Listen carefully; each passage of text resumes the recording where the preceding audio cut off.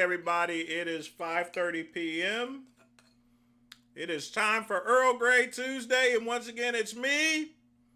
It's me. It's the VINCE, and I'm eating STEELOAT. Steel cut oatmeal with a little bit of peanut butter protein powder. And folks, I'm going to get used to it because, like I said, they raised my premiums. The 300, not 300, 300 a month. So we got to make cuts any way you put it. Now, I buy steel cut oats in 50-pound sacks. So we're going to be having this as a nice snack for quite some time, along with me freezing rice and a couple of other things that'll cut back on funds and food and stuff. But I will tell you, I make good steel cut oats. No, not regular oatmeal. You see, only niggers use instant oatmeal. A true Nubian warrior like myself cooks mine the proper way. But I have a secret to making my steel cut oats. And it's the easiest you'll ever have. A lot of people mess up steel cut oats. They come out mushy and everything.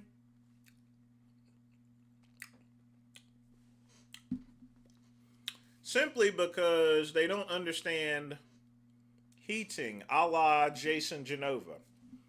Now here's how the great one makes his steel cut oats. First off, I take a little olive oil, put it into a stainless steel pot. You guys have seen my pots. They're high quality, they're professional. And then I pour in the steel cut oats.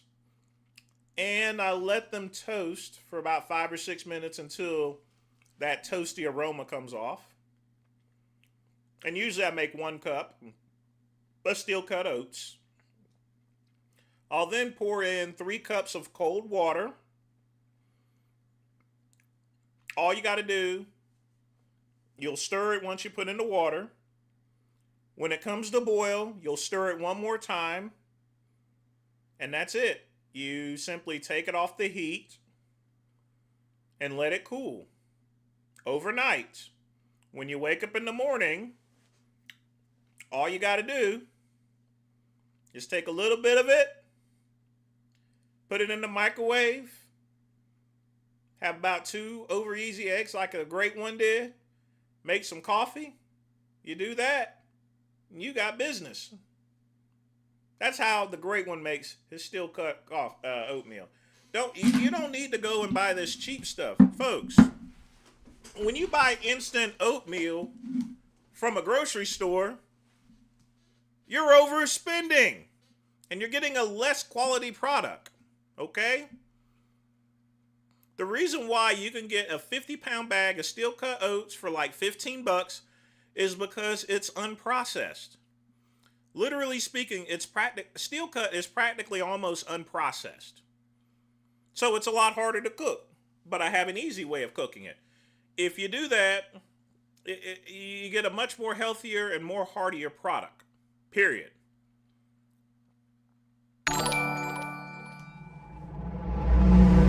Clavicular drops some lore on his childhood. Matt with an $8 donation, definitely appreciate that. Chuck E. Cheese, it's not pig slop.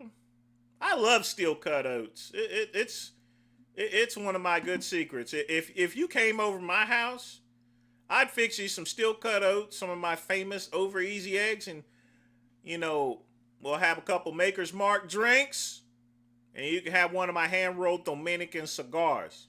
All right? It's good stuff, man. It's good stuff. You just not, the reason why you think it's picked, because you haven't had properly cooked steel cut oats here. I guarantee. Don't you have a fishing hole? Yeah, we got fishing holes, except everybody's there, including the homeless. Does your grandma miss you? The homeless is down there too, so I mean, heck, what am I gonna do? You know, it's hard to fish when all the homeless people are taking all the fish and all the other stuff. You know. I would hope so. I lived with her from April 2024 until June 2025. So, pretty long amount of time that we lived together. So after obviously I got kicked out of school, I went and lived with grandma because the parents were extremely disappointed in me.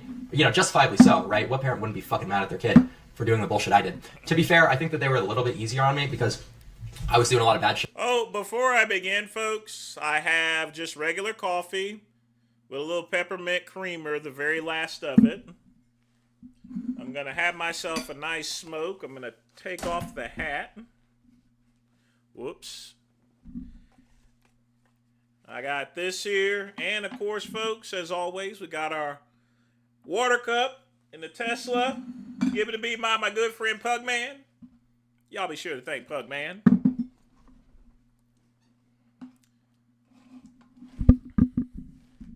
Anyway, let me get lit up here. And then we will start the video from my man, Matty Ice.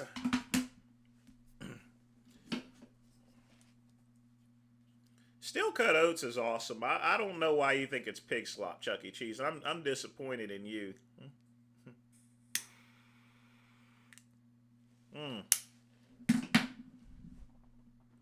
It does go good with a cigarette, too, so...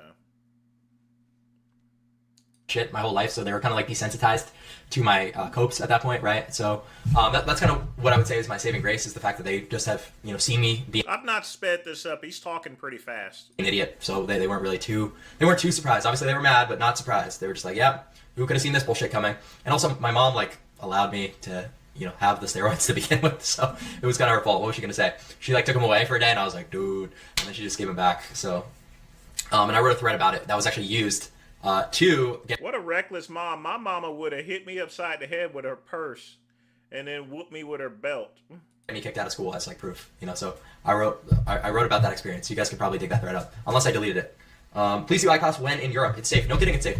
ICOS is very effective, very safe, but the problem is you have to stay for the changing procedures in the country for so long. I don't want to stay in fuck-ass Barcelona, man, because I need a lot of gear to stay somewhere for a month, right? I need a lot of different drugs, so that the issue is, can't do shit. What are you doing for Halloween? I'll be in Miami, guys. I'll be in Miami somewhere doing some dumbass shit. I don't know exactly what, but it doesn't look like you've taken too much. If you've taken some steroids, obviously it must have been garbage. I'll show you guys my Halloween costume if you like. So I'll show you that. So what I ordered is this Henley shirt, and apparently I'm gonna be some Hunger Games bullshit. I don't fucking know. I didn't obviously take that out, but it's kind of cope. But we'll see. There's so many flies in my room. God damn it. So I don't know exactly what's gonna happen with Halloween. What about you guys? What are you guys gonna do for Halloween? You guys got any plans? Did you end up paying your parents' Wi-Fi bill? Well, yeah, I would say that I more than compensated my parents for that. I let my dad, or pretty much gave him my car. So I gave him a car. Definitely bullcrap supplement. Because I had a truck, right? And he's always needed a second car, and I wasn't gonna ship it, and I don't go back home, so I was like, yeah, I don't really need it. You can have it. So I think he's all good off the Wi-Fi bill. That's what I'll say. And he was never not good. He was never not good. It's like, dude, what do I gotta pay this Wi-Fi bill? I was working a wage normie cuck job at the time, while live streaming on the side. It's like, give me a break with paying the Wi-Fi bill. You know what I mean? I think you could handle it. Now, if you ask that, I'd be like, yeah, I'll pay the fucking Wi-Fi bill. But I wasn't as clouded. Going to slay at a party. I hope you meant. You guys complaining about a Wi-Fi bill? Get the hell out of here with that. When did you start using AAS? I used AAS starting from when I was 14 years old. If I can figure this shit out, I'm fucked. Thoughts on SHP? That's a good question, man. That's a good question. So, any of you guys who don't know, Seton Hall Prep is where I went to high school, and I would say it was a good experience overall. I would say that high school was pretty good. It kind of was a strict environment where I went to an all-boys Catholic high school. There's no point in me not saying it now that it's all over the internet. There was a viral edit of me, my class photo and my yearbook photo got posted out there. By the way, the quote was based from Albert Einstein, right? So if you guys saw that edit, I'm sure you already know where I go to school. Yeah, you fuck with the quote, that's what I mean. But anyway, so it was a good experience overall. The problem with high school was I had to wake up so goddamn early because I lived so far away from where I went, and I had to take the train. This was my high school experience, right? I had to wake up at 5:45 in the morning, go. This obviously is not his channel. Looks Max TV. Obviously, someone's trying to cash in on his fame. Go downstairs. I'd eat 12 eggs. That's not And then from there, I'd have to walk about 0.8 miles to the train, and then I would get on the train. I'd have to get off, and then I'd have to walk another like 1.5 miles to school because the train station wasn't really close. There was another bus that took kids from the train, but since I came from the opposite direction, it didn't run for me. So that was interesting. There's a clip of you throwing hands. Where? That's interesting. I would be curious to see. But yeah, guys. So high school kind of sucked with me. Yeah. Bro, Unsky deleted his diss vid on you. Well, Alright, yeah, guys, because I don't really know what the intention was. It was just like a random person we got the with replays. a LARP account. Like, I'm not. It's very obvious that's not me. It's literally a gray cell. Like, if I were trying to make someone look bad, I would at least like match the color on the forum and the. Well, no, because since he's usually drunk there, Ryan, I don't want to get charged with snatchatory rape. Not statutory, it'd be snatchatory because I'd be snatching his goodies from him. Profile picture, you know what I mean? If you were trying to LARP as me, that'd probably be a little bit smarter, you know? But I have no idea what that was. That was kind of interesting. Thoughts on injectable Superdrol? Well, obviously injectable Superdrol is going to mog oral Superdrol because it's not going to pass through your liver and get you sick as a dog. But, you know, so... But I'll talk a little bit about high school. We answered a couple questions. I'll give you guys some more lore. I'll give you guys some more backstory, kind of how that went. So, to be quite honest with you, where I went to high school wasn't my first pick, but because I wasn't allowed to go to the high school that all of my friends were going to because I was an incredibly misbehaved kid, right? So what happened was there was a program in the summer of 7th grade, so right as I was going into 8th grade, called like some higher excellence bullshit. Every kid went, every kid from my town, every boy. It was another all-boys Catholic school. Actually not as prestigious of a school, but a lot closer to my hometown. All my friends were going. So I go to the summer camp, right? And long story short, it was essentially like school in the summer, kind of so that they could take notes on you, and it looks good on your application. If you went to this program, it seems like you're taking initiative. You know, they get to know a little bit about you, this, that, and the other thing, right? But my fucking stupid ass was always going around doing some bullshit, being an idiot, throwing food in the cafeteria, being on my phone all the time, not giving a fuck, getting into arguments, shoving people. And then when I applied to school, I didn't obviously they didn't want me there. Long story short, for the one high school I wanted to go to, because I was so misbehaved in the summer program that they were like, fuck no.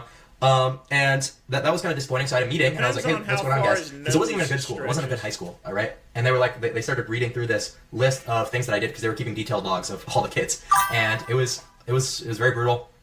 They were saying that I was just out of control, kind of. And yeah, no, sorry, buddy. So my mom, thankfully enough, applied to another high school, which was where I wound up going for me, because maybe she anticipated my stupidity, and she actually did the entire application, wrote the essay, because I wasn't doing that shit. So I go there, school's 45 minutes away, a long-ass commute, don't know anyone, COVID year, masks, it's horrible, right? So freshman year kind of sucked, and then sophomore year was also really bad, because we were wearing masks where I grew up in New Jersey for up until like 2022. So you didn't really know anyone, you couldn't really make connections too well, because think about it, you're wearing a mask, you don't even really know, you can't read people's lips, you can't have like big discussions because you can't fucking hear anything. So it's not exactly easy to socialize. It sounds like hope, but it's legit. There's lots of Zoom bullshit, you know what I mean? So that was probably the worst time to go into high school was in 2020 at the dawn of COVID. Because my 8th grade in March of 2020 was when I was in 8th grade. And then I had those couple months of school. I didn't get to graduate 8th grade and have the cool shit. It was all on Zoom. So I had that, and I go into high school, more Zoom. You go in. I went into school I think for 2 hours a day, and then the rest was on Zoom. It was like weird bullshit, and they cancel it when there was like an outbreak.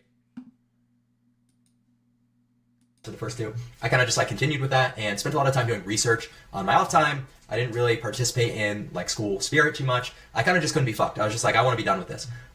So I pandemic school. On junior year, I got pretty into the Catholic stuff though, because it was a Catholic school. I actually got baptized, which maybe some of you guys have seen the photo that got leaked, and confirmed to the Catholic Church at 17 years old, right? So I was 17 when I got baptized, and that was a kind of a weird experience, the whole Christian thing. I mostly knew it was cope to a degree, but I was like okay with that. I was like, oh, well, I'm just looking for something, right? I'm looking for some way to kind of bridge the gap, maybe improve the morals a little bit. Oh, okay. So that was a bit of a weird era that I had, the Christian era. That was junior year. I was doing a lot of research, still pretty black-pilled about everything, but I was like, maybe this is a better alternative. Turns out it fucking wasn't. So I go through that. Then senior year, not involved in school either. I'm fully black-pilled. This was when I was doing all the autistic Botox and shit like that. Can't be fucked with school. I did really well that year in school, but I was mostly riding on black pill that entire year in 2024. Graduate, Then I start my work again, you know, at the place I always work in the summer in between my high school years, bouncing, working security, learning what I know now about nightlife and, you know, going through all those experiences. So from there, you know, then I went to university, got kicked out, and, you know, the story continues. But that's kind of how my high school went. I don't really have a crazy high school experience to share with you because it was so mundane, the school that I went to. Just everyone's wearing a button-up shirt and tie. It's like a very uniform place. Not a lot of kids are able to act out or else they fuck with you. It's not like a public school where kids are getting their heads shoved into lockers and shit like that. So private school, I guess, was nice. It was chill. The most you ever saw was like some dumbasses slapboxing in the fucking No wonder he acts like that. He went to private school. He didn't go to a public school. He didn't. He never had to worry about getting his comeuppance. bathroom or shit like that. But yeah, no, nothing crazy. The one crazy thing that happened to me in high school was this. That doesn't surprise me at all. So what I always used to do is I would make alt accounts on Instagram, right? I was always the crazy motherfucker. And I made one called, like the town I was living in, Rates, right? It was called town_rates. And what I would do is I would take pictures of the girls from my town, and I'd post them on the story and give them a rate. So this was when I was, I think I was 16 at the time. I was 16 doing this shit. This was like before I was super into like PSL and Black Belt. This is when I was like first starting to get into. I was really into rating. So I posted the pictures and I give them a rate, and I would always put like a funny comment, similar to how I rate now. So that's where I got a lot of the inspiration. Came up with a lot of the words that I used to describe people. So overall, that was pretty funny. But what happened was I would post the rates and do that, and people freaked out. Whole town-wide controversy. People posted about it on Facebook groups, bitches' moms and shit. So that really got me into some shit. No one could prove it was me, but everyone kind of knew because I was always the one doing some bullshit. I didn't tell anyone it was me. They just would always assume anytime some shit would go crazy. Thank you for the subscription. Everyone in my town assumes, oh, it's got to be Braden Peters, right? So then they emailed my school, and I had to go meet with the principal, and they're like running through the shit.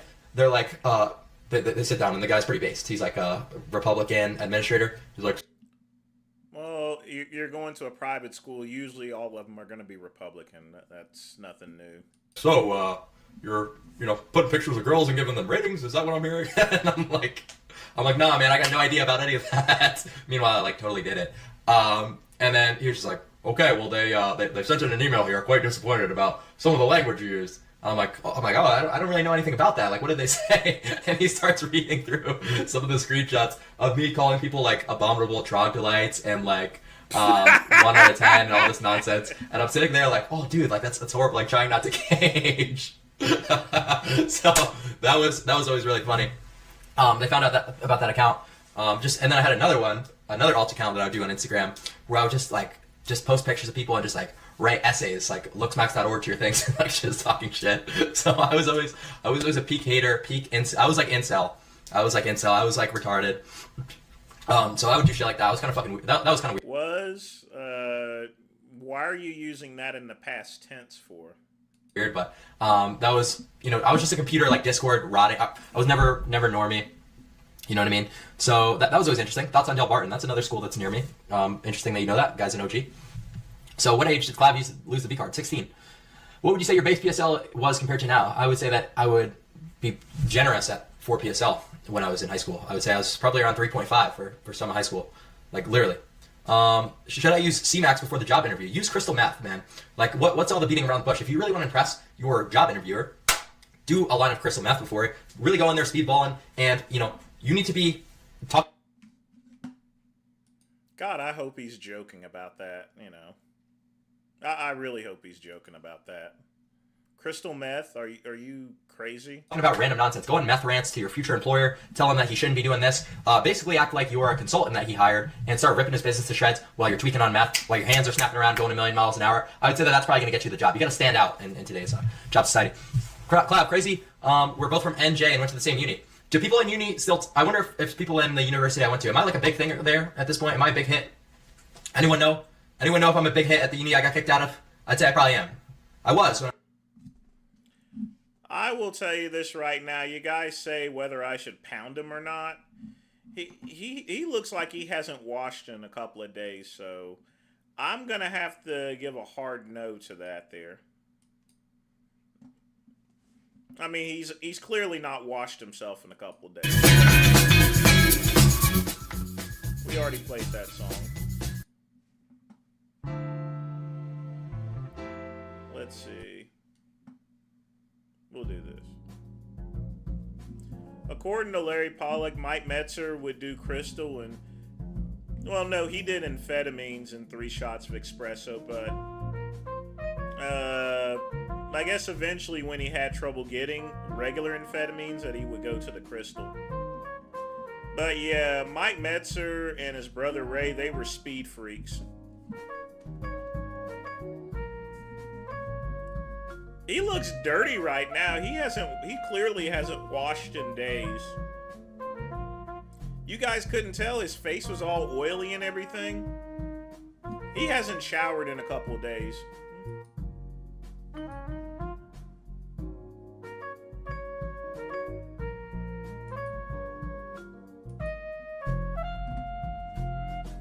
Oh, he is quite minty, especially when he was arguing with Doherty. I'm gonna go ahead and play the Tefano stuff because he's been having a tendency. Oh, you motherfucker. Why does Cuban always start streaming whenever I start my stream?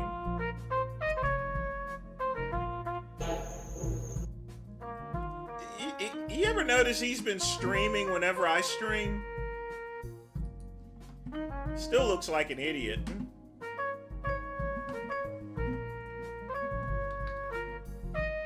You didn't even go through a depression and not shower for a few days? Not even once a year? I mean, even if look, even when I was out camping, you could throw some water on you. You all you need is a bar of soap and water and a basin. You don't need the shower. I'm talking about clean yourself. He was just dirty. Tefano's been erasing a lot of his shorts lately, so that's why I'm going to catch his latest one before he goes and deletes it.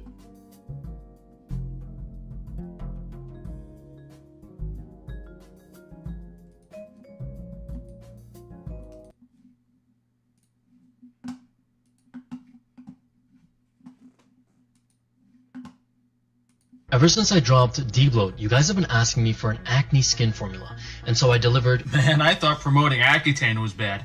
Case Shammy has come out with his own mini Accutane pill that will give you liver failure eventually. Could be 1 year of use, 2 years of use, 5 years of use, and not with those ingredients. Vitamin A, niacin, zinc, chromium. I mean, they basically are almost worthless, but you're not going to get liver failure from taking this stuff. Not only will you have liver failure, it will take you just as long to fix it. Those 3, 4, however many years you take this. I mean, but the niacin and the niacin is a little bit too high, as well as this other stuff there. That's the only concern I have. I mean, you're taking something that's 6,000 a daily value and stuff.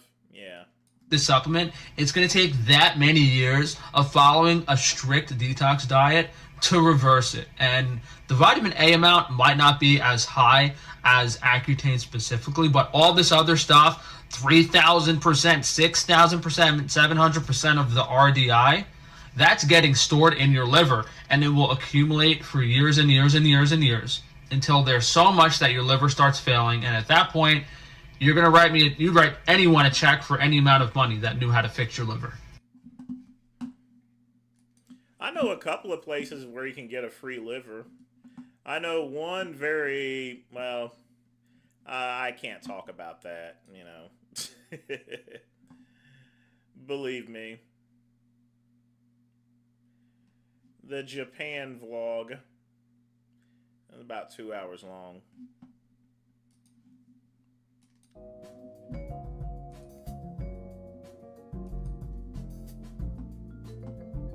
So, yeah, I heard about my cousin passing out on the live stream, but I was at work at the time, so in the comments below, tell me exactly what happened and what occurred. Because he did delete out the stream, so I have no clue what happened.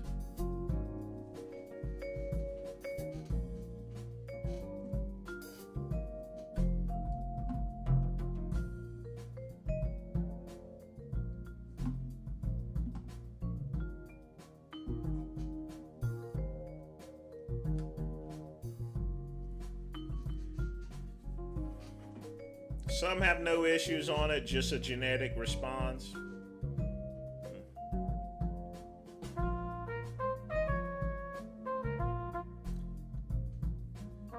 Matt, do you know how many times there's not been anyone that's actually really truly confronted each other? I mean, all these internet beefs are fake. Alright? There's only one known actual confrontation meetup that actually took place. And that was Derek Anthony and yours truly. Alright?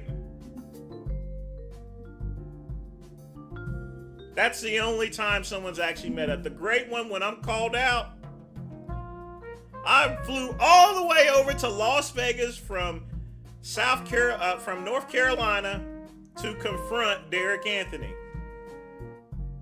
And I could do that to the Potbelly Pig too. You know what I'm talking about, old Fat Dubs.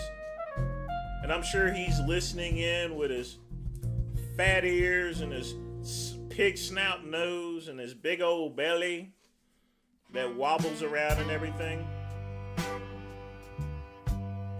Believe me, it's not an issue to come to Montana. I'm just not gonna waste my time coming to Montana. I know you're here, you fat fuck.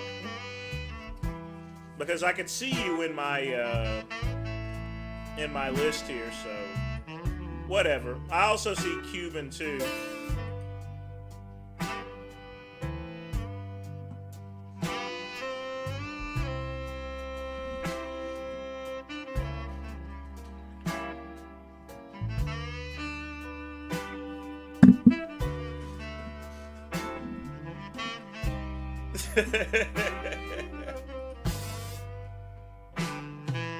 I didn't want to come out to his. I didn't want to say his full address on here.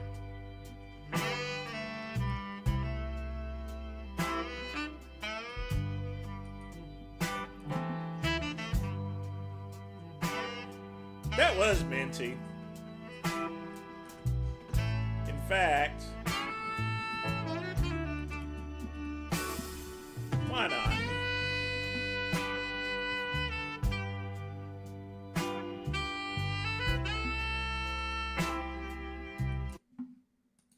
Just because you guys asked for it.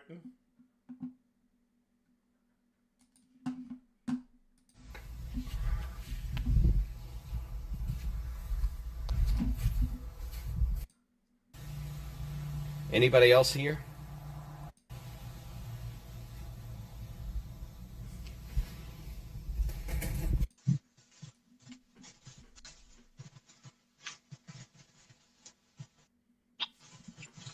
Oh, there he is. There I am. Hey, Vince, why don't you tell me how fucking scared I am in front of everybody? Why don't you tell everybody that? Tell everyone how fucking scared I am. Tell them. How scared are you? Tell them, Vince. Tell them how fucking scared I am. How scared are you? Tell them how scared I am. How scared are you? Tell them. Tell them.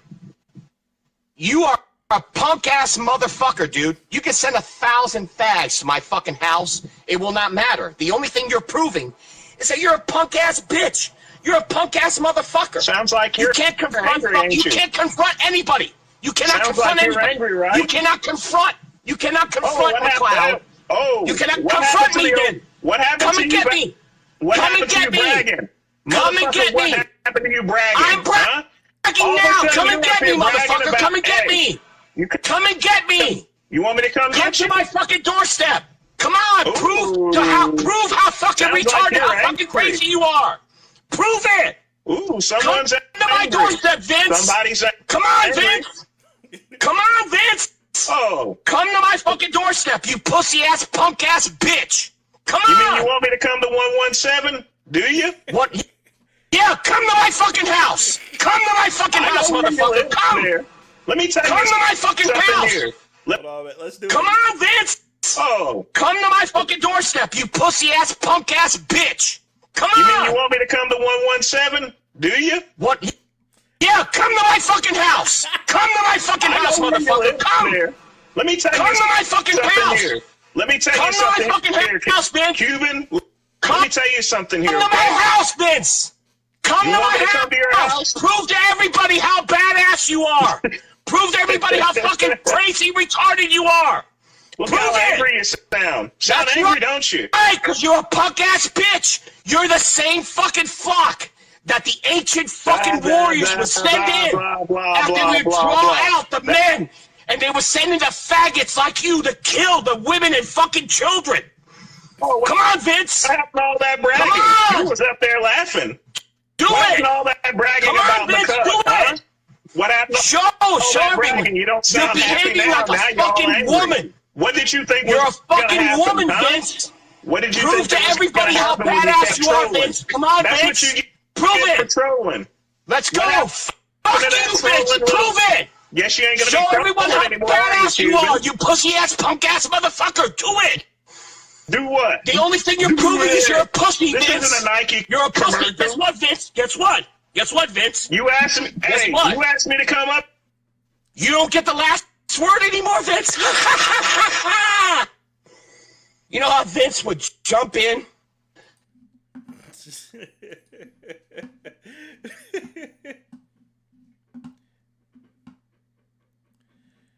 Yeah, that Grinder account made him mad there, but you know, I never actually fully activated his Grinder account, you know, and stuff. I just set up the initial profile, but man, if I had launched that, yeah, there would have been homosexuals launching the door. You should have seen the profile. You know, what I did with Cuban's Grinder profile, you know, obviously I put his face, but, you know, I went on Google and I found some random ass cheeks and stuff. And, you know, cock pictures. And I know he has an acorn penis and everything like that. But, you know, I got one of those little medium-sized ones and I put that all on the profile. And I wrote up good profiles like in it. I think I put down on the profile, in it to win it, you know. You got to make it short and sweet. So... you know, and I also put I put bottom on it there, obviously. So I mean, yeah, in it to win it. But I never activated that account, you know. But you know, he was coming at me hard. You know, I had to go back to the old Get Big days and stuff. You know, I mean, you got to be careful as far as trolling. Especially with messing with my account and filing phony community strikes against my YouTube channel. Messing with Matt is messing with my emotions.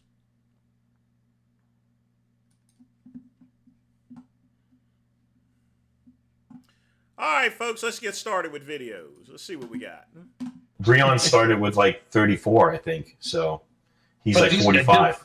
The amounts of what the guys, again, your body is not made to be on the gas, 365 days a year, and again, don't get me wrong, because I hate, because I'm one of those guys, I'm an old guy now, right? Like I'm 59, so now I'm up in that age where you're like, of course these guys are going to say that, but there's anything that grinds my gears, it's listening to the old timers, and I've heard many of them, talk about how insignificant steroids were. Well, we only took them for the show, or I took like 4 D-ball, over 4 months, and that was we didn't want to take too much. And I think to myself, you guys are they're basically BSing there. They want to make it look as though, they trained harder than your average person there, and that just wasn't it. Biggest bullshitters. First of all, I grew up with these guys, okay? I grew up mostly in the 80s. Obviously, I was a young kid in the 70s, but the guys I knew were from the 60s and 70s. I had firsthand account from guys like Danny Padilla and Pete Grimkowski. And Pete Grimkowski. Whoa. Yeah, Mr. 13 grams. These guys trained, Pete, he used to do test studies at the University of Rochester where they would hook him up intravenously to steroid. He did all kinds of weird stuff, right? But it's like, don't get it. These guys, like, they had some moral compass to not take too much. Well, we were more involved with aesthetics and things like, who the hell are you kidding? You guys had no problem getting gear. It was cheaper than shit. There was no underground or anything back then because nobody gave 2 craps about steroids. They were a bodybuilding locker room thing. Okay, there was no knockoffs and things. It was dirt cheap. They'd have to give you 100 D-ball just to sell the other stuff with it to make it more attractive. These guys were taking handfuls of stuff back then. Of course they were. So you're saying Tom Platz did not compete at 100 milligrams of Deca a week and 20 Winstrol a day? I have such a hard time because I grew up like Tom Platz, right? God bless him. I love Tom Platz. He's he's one of those guys that was a fixture when I was growing up in the magazines. Him and Metzner and Arnold and Zane and Rigno and all those, and Franco, right? And Robbie and all those guys, but they are so full of shit. Every time I hear a story from Robbie or Platz, it's insane. It's absolutely insane. I think to myself, come on, guys. Like, it isn't just insane. I mean, over the years, they've changed their story about what they've taken about 1 million times at least. Both Robbie and not so much Tom, but Robbie. Yeah. Nobody. And one thing about Robbie, if you have him guest pose, you know, you can't write out a check to him. He wants everything usually in cash or on his PayPal account. He prefers cash. You have to pay him in cash, you know, and stuff. Just to let you guys know. Robbie Robinson, if you want him to guest pose, usually he only accepts cash. Nobody is buying what you're selling because it's so crazy. You know, we get on like 3 months out of the show. Who are you kidding? So while you were all chasing Arnold, who was bigger than all of you guys, right? Like I said, and given the fact that you had easy access to any steroids you wanted to back then, you only took a couple. You know what I mean? You only did that. You know, you would take like a 50 milligrams of tests every 4 weeks. Come on. That's what I just told someone. I'm like, if I get Tom Platz on, I'm going to ask him how can he explain that on one hand he said, for the 81 Olympia, I did whatever it takes. And then on the other hand, he's like, but knowing that everyone else took 2 grams, I was on 100 deca a week. Like, come on, bro. Like, you could have at least taken 300 deca a week. Like, this is like... These guys were taking tons of shit, okay, back then. Again, it was easily accessible. It was cheap. Nobody cared. There was no testing. Nobody gave 2 shits. Platz, I've heard, his stories are all over them, like Robbie. Robbie just invents stuff. The stories that come out of his mouth is so ridiculous. And that's a whole other, we can do a whole other show on that sometime because the bullshit that he's come up with or pointed at Joe Weider and Joe was a racist and this and that, you know, the stupid head on Joe his body and Joe's head, it's all bullshit, okay? And there was one show where he, in prejudging, was so far behind, he technically could not have won, and he ended up winning. Ooh. How much of Robbie, how much of a racist can they be? Well, that's... I don't even want to, like I said, we could do a whole, I could do an hour episode on Robbie's bullshit and the alleged racism from racist Joe who picks Robbie over Lou Ferrigno, who was a golden boy at the time. He invented the Masters Olympia for Lou Ferrigno, and Robbie ends up, and listen, you could have given it to Lou, nobody would have batted an eye, but he gives it to Robbie Robinson, right? Who was allegedly, you know, but anyway, that's a whole other thing. But Platz, I got to stick on that. First of all, I have never seen, it's funny because for some odd reason, I never saw footage of Platz training until like just 2 years ago for some reason, right? I have never seen sloppier training in my life. Yeah, he destroyed did you see how he destroyed the leg curl? Like how the whole machine is like shaking and I'm like, oh my God, my hamstrings are tearing apart watching this. Bro, it's the tip of the eye. Anything, curls. I watched him doing pull down. He's vertical with horizontal with the ground, doing pull down, just yanking this thing. Where I can see why he tore his bicep and everything else in his body at the time because this guy was either coked out of his mind, which I have a heavy suspicion of, but he was insane. But I mean, the training was just ludicrous. I mean, this was not smart training, and Tom seemed to be a smart guy, but that's so funny because when he speaks, I'm like, this guy seems super smart. Well, wait, I'm going to give you just one quick one, okay, just to sum up Tom. And again, I love Tom. He's a character, right? But he's telling a story about how he tore his bicep before the, I don't know, 82 Olympia or something, right? And how he gets to the show and he and this and that, and somebody blows him in, like somebody goes and tells one of the judges that he tore his bicep, and it just ruined the whole show for him. Of course, you didn't place, you didn't do nothing. I'm thinking, wait a minute, somebody told the judge you were going to go out there with a pair of underwear on. Anybody in the world can see you're torn. But like, what do you mean? Like he made it sound like he had it all under control, like nobody was going to know. And one of his other competitors blew him into the. Bro, this is his story. Like I ain't making this up. You can find it out there. It's somewhere. But he's telling the story, and I'm like, wait a minute, what are you talking about? Like, what do you mean the guy blew you in? Yeah, he told the one of the judges, and I tore my bicep, and after that it was all over because they could see it. Well, you don't think they were going to see it when you walked out there, you idiot? Like what? It's just ludicrous. But I think I think Tom had a real fun time growing up in the 70s and 80s with a whole bunch of different items that he was either smoking or. Did you have personally some guidelines where you were like, okay, I'm not going to do this, or this is the absolute max, or here's the end? Oh yeah. So, like I said, my tale. Like I said, it took me, KCB, Arnold is so far gone from the sport, it's not even funny. Bob will be just fine.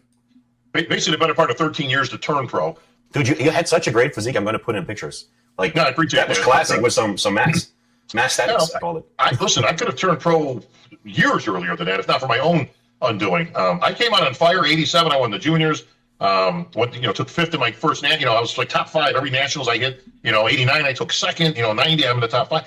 And then all of it, because I wasn't winning though, I started to change stuff. So I'm like, well, I'm not winning, so I need to, change things up. I need to get a little smarter. Maybe get a little more educated. And I swear to God, Leo, the smarter I got, the worse I looked.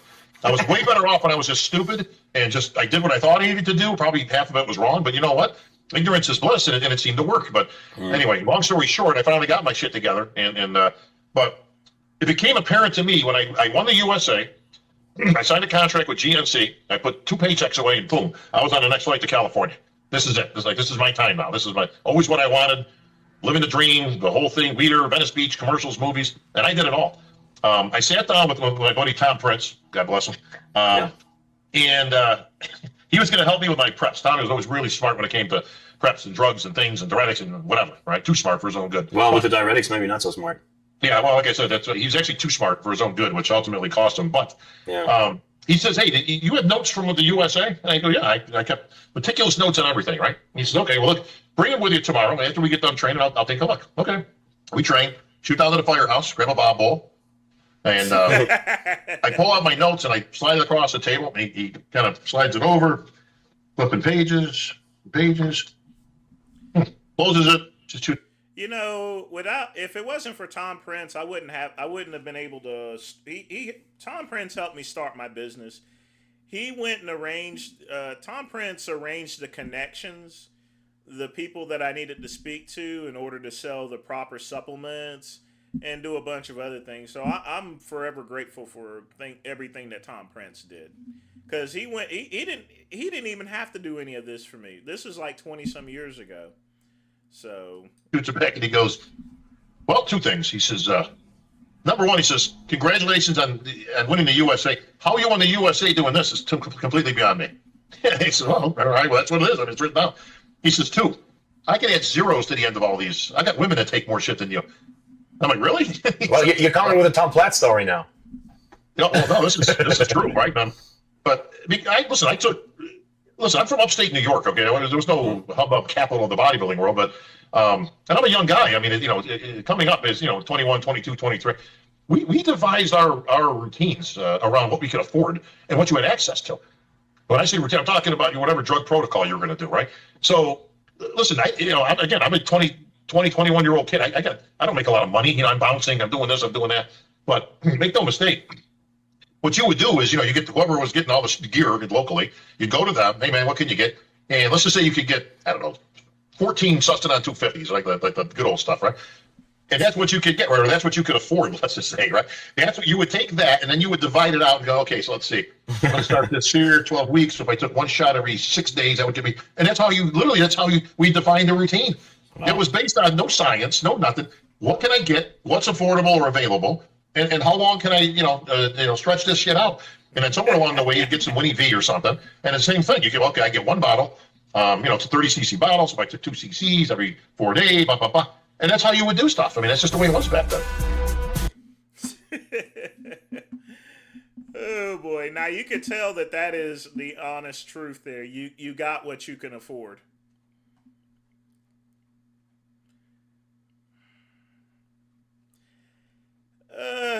Tom did well for what he had there, KCB. I mean, don't knock the guy. He's long gone now, so. Trey Brewer just got full of himself and he just stopped training. I mean, he really stopped training. That was a bust. Definitely a bust. But yeah, Bob is right about. I know that Robbie is a bullshitter. Not so much as Tom. I've never heard that until now, actually. I mean, him being. I knew he told a couple of whoppers, but I guess I guess I'm comparing apples to oranges when it comes to that. So yeah, Tom Prince is dead. He's been dead for about 5 or 6 years. I'm surprised he lived that long there. You know, considering that he was in state. You know, he should have been gone like maybe 10 or 20 years ago, but he hung in there. You know, he hung in there.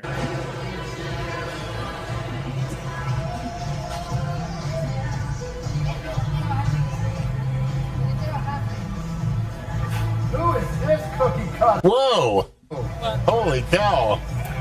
Nail reps earlier. Did you say nail? God, you're looking massive.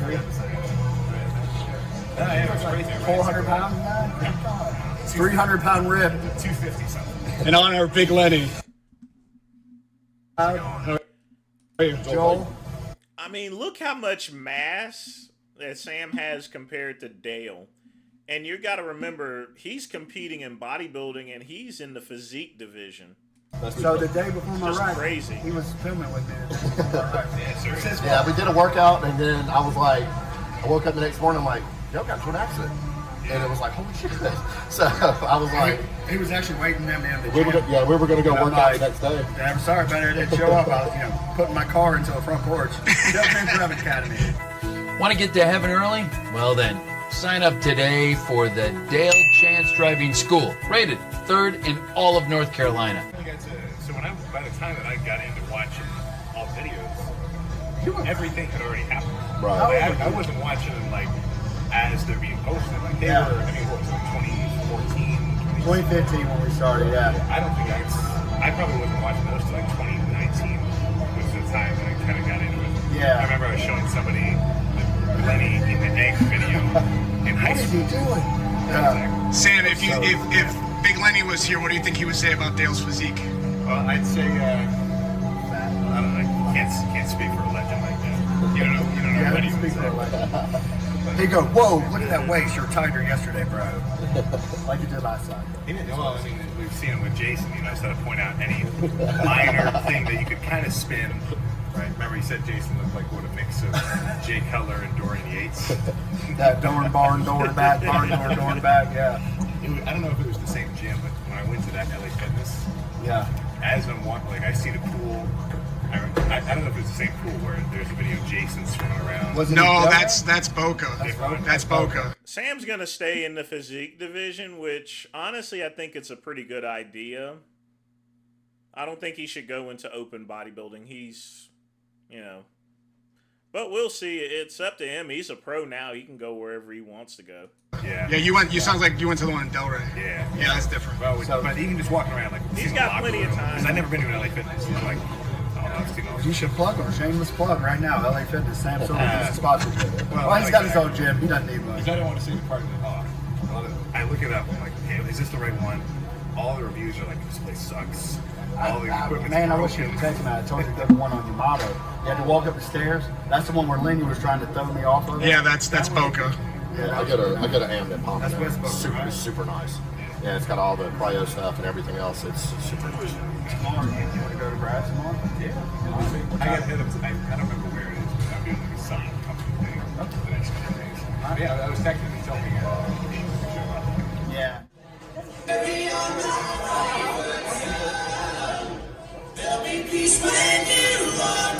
Come on, down!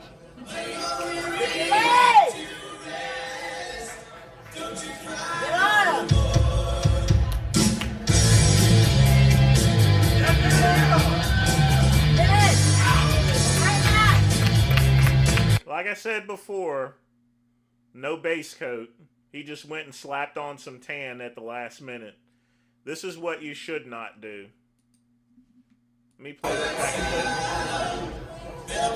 back and Come on, down!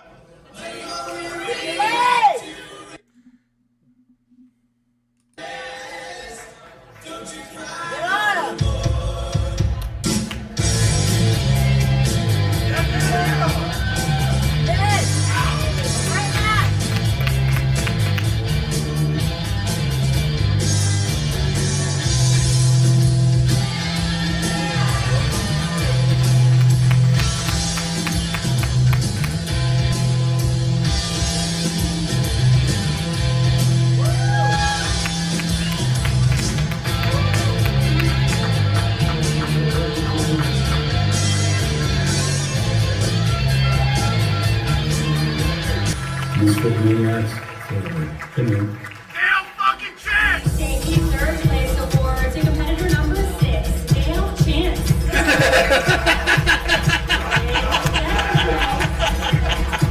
number 1, Andre Nelson Jr. And your men's bodybuilding open heavyweight champion is competitor 14, Alex Tuxman.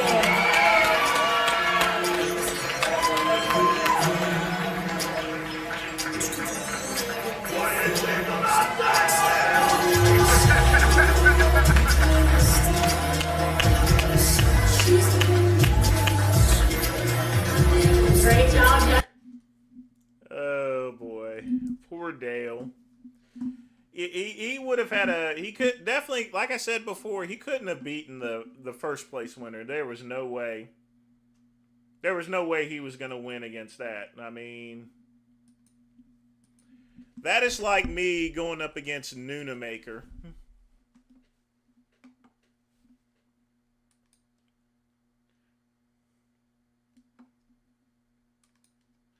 If you guys want to know what it feels like to go up, when you're severely outclassed, let me show you guys this here.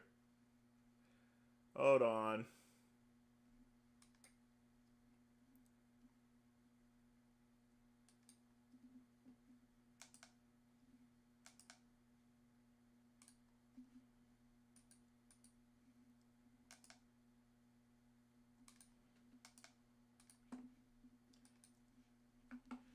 Now, this is me still trying to work things out as far as physique-wise is concerned. But this is what happens when you get destroyed, As you could tell, I didn't quite understand what Protan was all about. And this is what happens when you don't have Protan. Alright? This is exactly what happens when you don't have any Protan. Let me take this out here. As you could tell, the studio lights are just literally shining all over, Everything is going to be washed out,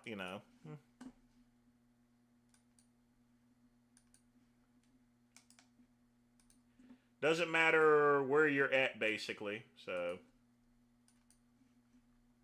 Yeah.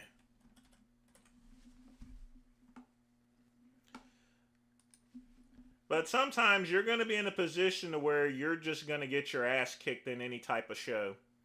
That's just generally the way it is. But this is why this is one lesson I learned the hard way as far as why you should use Protan for. Because as you can tell, the lights are just literally washing everything away. And yes, I look a little chocolatey on top of that as well, so. In any event, yeah.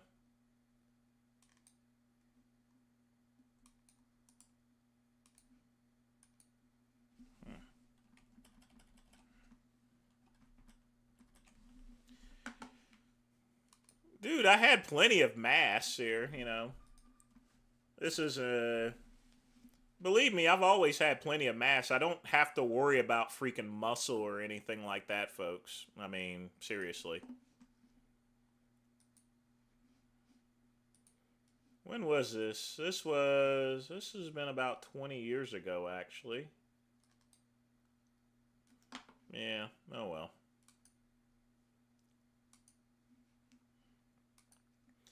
But yeah, remember, folks, use Protan. That's how I learned my lesson on using Protan, folks, is from that event. Always, Dale should have put on a base coat and put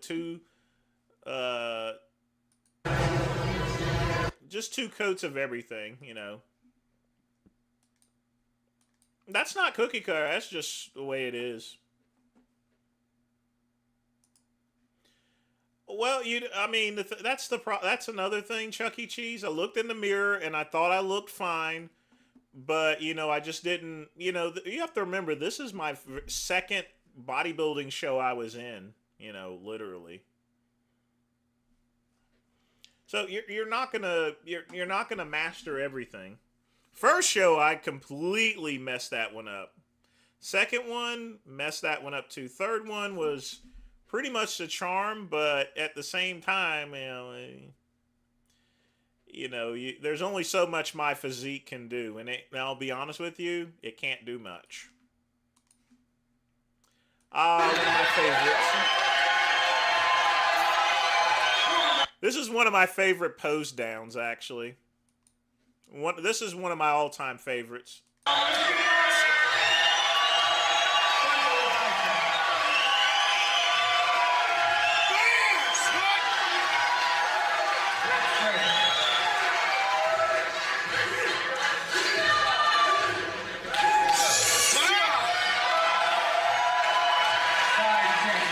The reason why they called him out, they were both in different places, but they knew how much they hated each other to where they just called him out.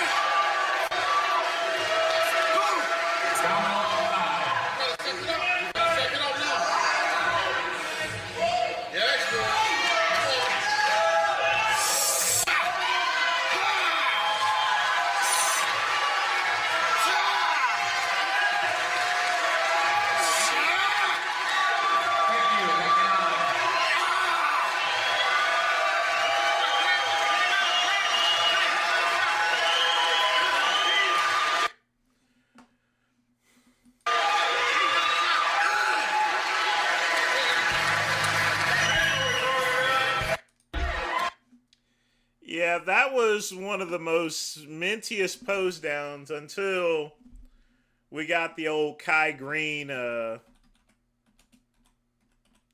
Phil Heath argument. Now, y'all remember that?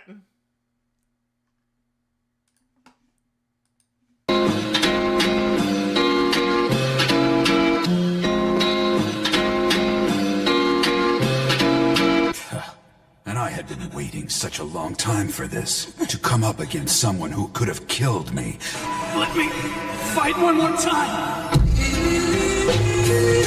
You know, I'm going to be honest with you folks. I'm going to let you in on something. That whole argument thing was actually staged. You know why? Because they knew NBC was going to be filming. So they did this type of stuff on purpose because it would be funny that two professional athletes would actually be doing this. Never happened before.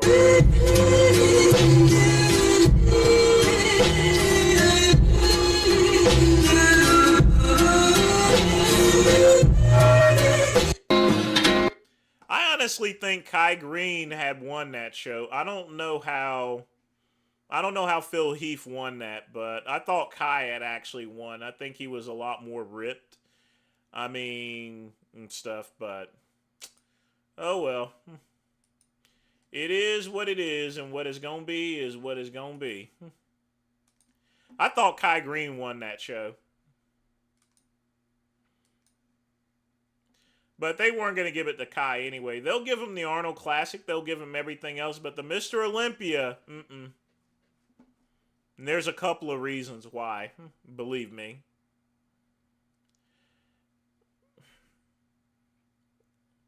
I'm glad that they didn't there, Ryan. I mean, it would have been stupid anyway. How many cigars are you smoking now? One a show. No more than one. No more than one? More than one, I'll get sick. Is it kind of do you get any nicotine from it? Oh, yeah. You do? Yeah, for sure. Everybody does. Interesting. That's why they smoke cigars. They don't just smoke it for the taste. Right. That's stupid. That makes sense. But you don't inhale. Well, NBC knew that whole argument was staged. I mean, that was just a moment of acting. And part of that thing is, Ryan, bodybuilding has been around for what? People have been competing for 80 years. And all of a sudden there's an argument on stage. That's never happened before. Ever. No, but you do the tobacco is it's pure tobacco, and you're getting that in your mouth, Raw. and you're getting the nicotine. Raw, let me put it to you this way. By the time you get on stage, you are so tired, drained and exhausted and depleted that you're not going to be thinking of anything except sleep and maybe a meal or something. In your mouth, so you get a buzz. 100%. Okay. Yeah, 100%. We were even considering. Ari and I were smoking cigars once in the beginning of Sober October. We're like, are we cheating? I kind of feel like we're cheating. I feel like I'm getting kind of high.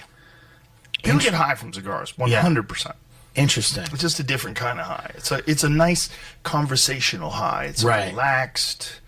It's similar to cigarettes, where you're not fucked up, but.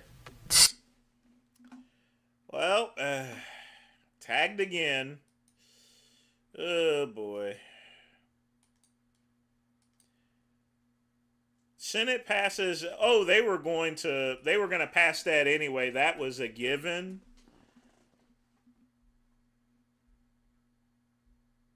Well, they're sending it to Trump's desk, so, and I would expect that he's going to sign it too, so.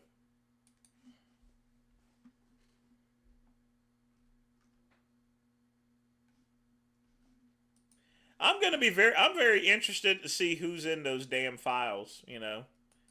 Everybody's been wanting those Epstein files for years. You know, for years. It is 1984 in Fort Worth, Texas. NBC News wants to make a story about how much will it cost to feed 6 people for Thanksgiving. He brings in a shopping list and he's ready to shop. He grabs a cart. He finds turkey as low as 69 cents a pound, but went with a self-basting one for 12 pounds for $1.05.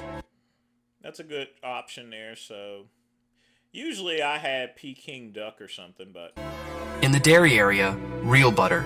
But what about whipped cream? Make your own, make it fresh. No Cool Whip on the holidays, huh? Cool Whip. Real whip. Can't have the cheap stuff on the holidays. Got to impress relatives. $1 gallon of milk for the kids and some rolls for that real butter. Next is fresh Texas yams, 55 cents a pound, and 5 pounds of potatoes to mash. Pumpkin pie filling, mushroom soup for the casserole, pecans and brown sugar for the yams, cranberry sauce. Then, pie shells, coffee for the adults. A few more items, and he was ready for the checkout. Meanwhile, my total, $34.71. Yeah, that sounds about right for 1984. Nowadays, that same stuff would be, yeah.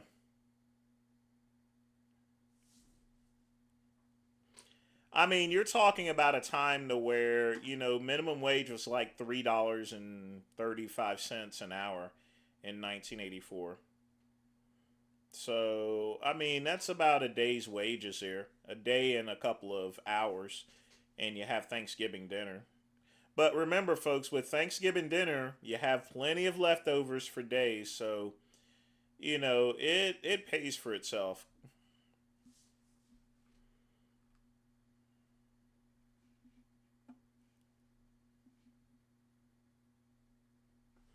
But nowadays, $34 would just be the price of the damn turkey.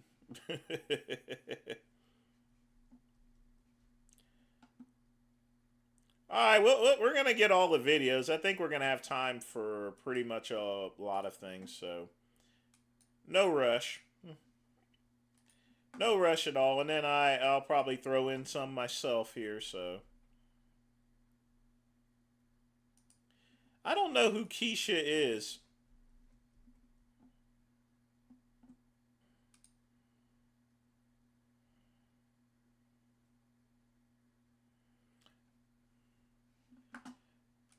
I never liked that phone. Now I gotta erase that damn thing out. Yeah. I like the retro mobile channel. I've seen it a couple of times here. But let me see if I could find my phone. Hold on. The legendary 120E. Nope.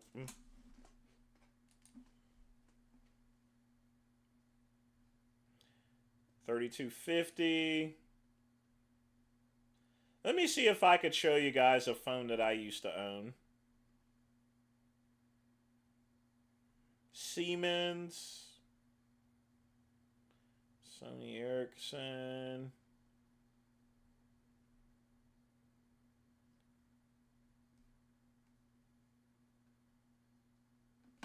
Well, we'll just do this here. Fuck it.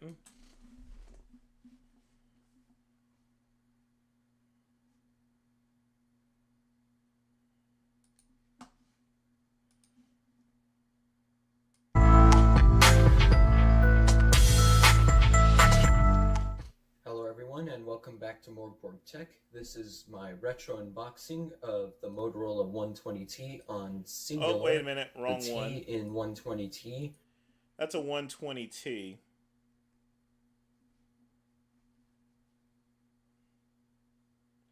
My bad. I had a 120E. And there's a big difference here, by the way, folks. Big old difference. Guess what I Now that's got a working. That's right. The old Motorola's that came in the phone lot. I'm so excited if you can't tell that these phones work and I had zero idea about it.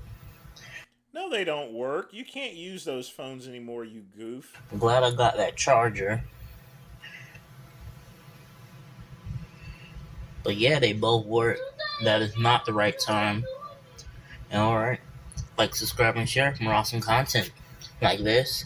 And as always, you'll always see working phones in future videos. Yeah, I had that phone for close. That's the phone that I had the very longest there. Close to 10. I had that phone for close to 10 years, and you have to understand one thing, folks. Phones didn't do much. When you had a computer, you didn't have to replace them there because of generalness there of things. You just didn't replace your computer. A person can use a computer, the same computer, for 10 to 20 years. You can't do that now. That's the same with the regular Motorola phone. It didn't, I mean, it had removable batteries in it, and it was easy to fix, okay? And the Motorola 120E was literally indestructible. It was very hard to break, and you know, with the when I had the case on it, there you can't. I had a rubberized case, so with that, it was really indestructible.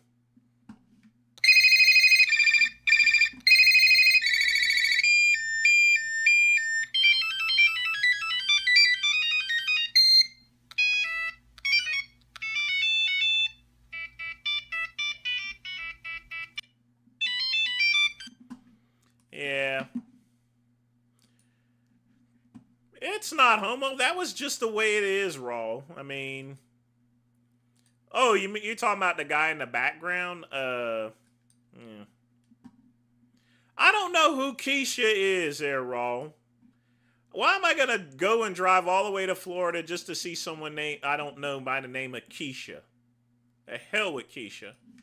Oh, you out here in my barrel, man? Yeah, no, you better get on somewhere. Yeah, she ain't got to get in my barrel like that, man. Unchecked, man. What you about to... Yeah, man, no, Carlos, don't break this up. She knew what time it was. She knew what time it was.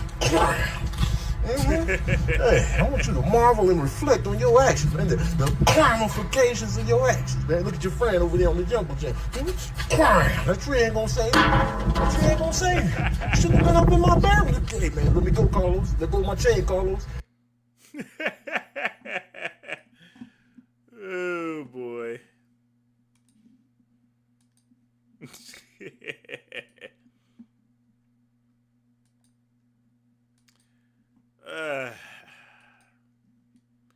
Yeah, we got plenty of time. It's 6:42, so, I mean, yeah. We're going to be good on time for for a lot of videos there, Ryan.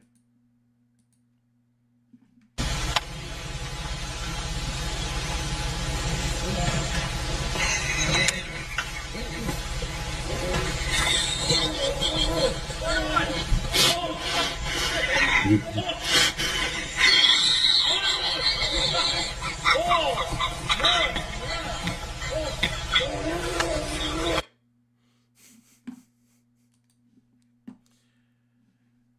boy. I have to admit that looked somewhat for real. Have I ever starting my own clothing brand?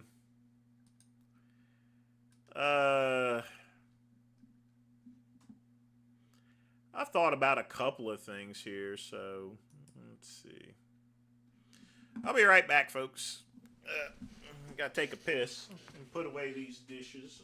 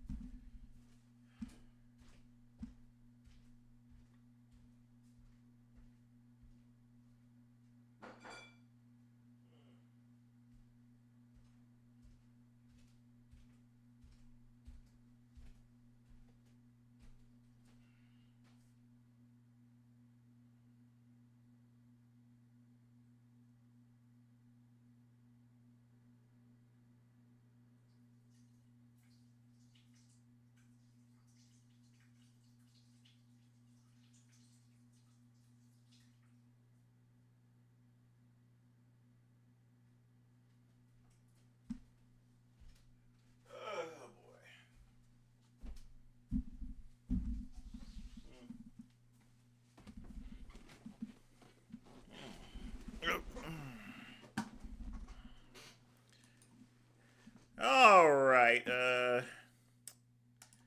Let's go ahead and go with this one here. 1220 to 19.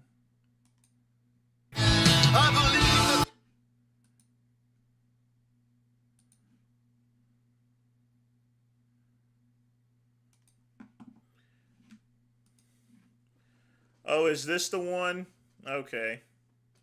And the following year, I was 18 at the time. And the following year, I was getting ready for the Teen America again. And I actually was introduced to Mike Menser by a mutual friend of ours who was a steroid dealer in town. And right away, Mike asked me if I wanted to move in with him and train with him. Of course, I took him up on that. Actually, I had to convince him. What year was that? That was 85. Okay. Yeah, 85. Let's see, 66. Yeah, 1985.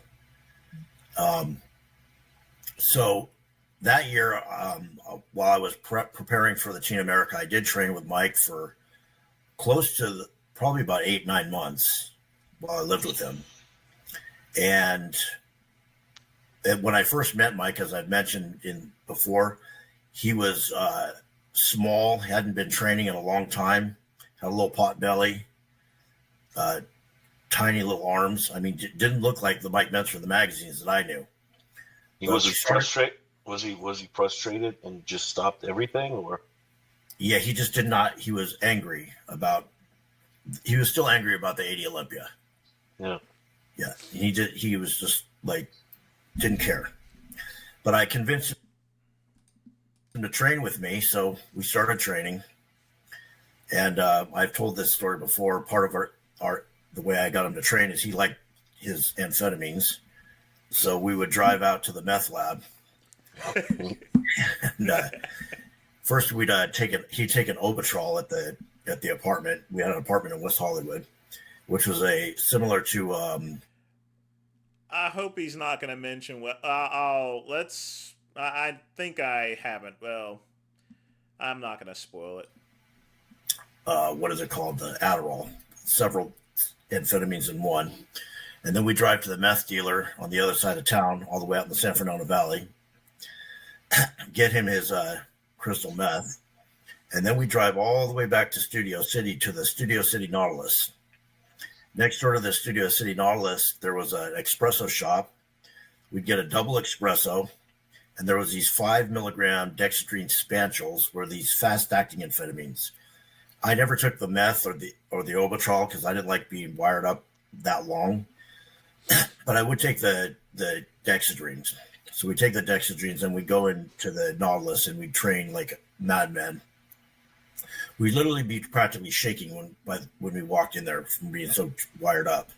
Okay, do you like? I have a question in between because Bob Ciccarillo on my podcast said he could imagine that Tom Platz was like coked up the way he trained. Do you think also Tom Platz used like crazy stimulants or something like that?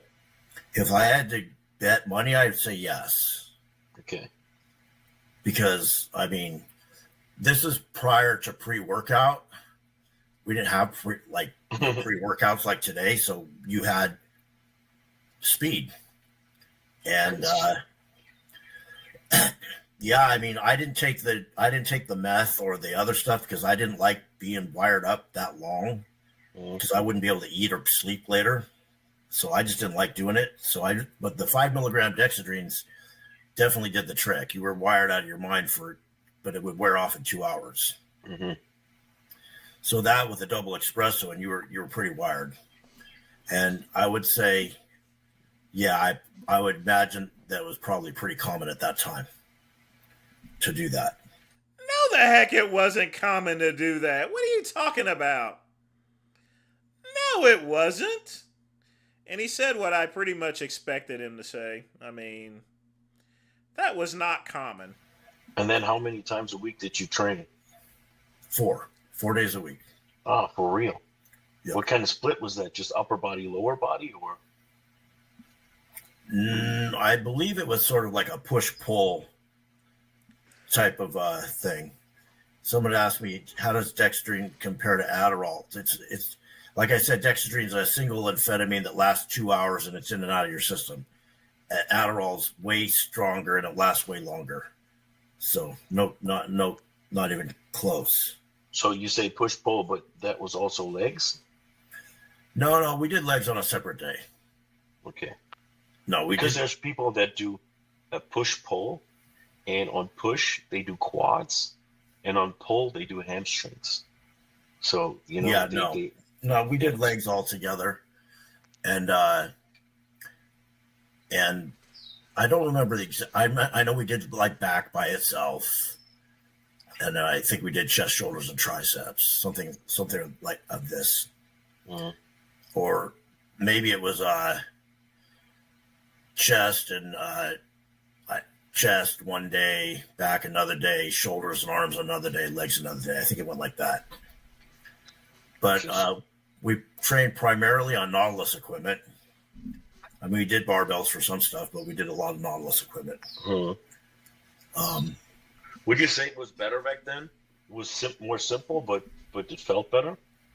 What do you mean? Compared to the Nautilus of nowadays. You mean the machines itself? Yeah. Well, I mean, I have in my gym original Nautilus from back in the day. Yeah. So are you talking about like that compared to Nautilus Nitro? Yeah, to the stuff that they sell now. Well, there's Nautilus Nitro now, and there's something called Evo. I actually like the Nitro stuff. They probably have like different lines, like 3 different lines or so. They usually have that. Yeah. I like the I actually have Nautilus Nitro, and I like the Nautilus Nitro machines. And I have original Nautilus from back in the day, generation 1 and 2. I would say, those are Nautilus connoisseurs. Back then, there was a gym chain called Nautilus Plus, and it was all over LA, and they had all Nautilus equipment, but they had all of the Nautilus machines. What I think some people don't realize is there's a lot of different Nautilus machines, like something for every single. I mean, training on Nautilus was great, but at the same time, I think the reason why a lot of gyms got rid of them is because they took up a lot of space. Plus, they were kind of difficult to fix too. Body part you could do even for forearms. Yeah, they also oftentimes manufacturers have like I said, 3 different lines, and one is more for bodybuilding, and one is more for circle recreational grandpa training, and Oh, there's a line that was for basic. Yeah, I mean, I'm surprised Larry is still walking upright. And I mean, we showed a video previously on on one of our midnight run live streams where, you know, Larry was up there inhaling nitrates and stuff. So I mean, some old habits don't die as well. I mean, hopefully nothing happens to Larry, but he really needs to cut that mess out there. I'm gonna be honest with you. That's just not good. Let's see what we got next. They're not good because they're invasive, but I let them do. Actually, I could play the entirety of this here. We got time, but here's what I'm going to do first. Before I play this, I'm going to check and see who else has got what here. Oh, 1 second. And I am back today with another. About to open it with y'all. Hello, what's up? What's up? We about to do. What the fuck is she doing?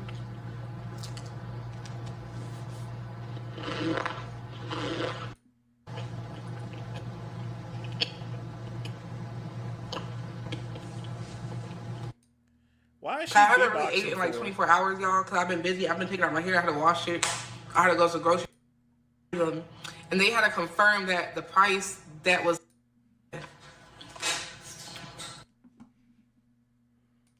Ew.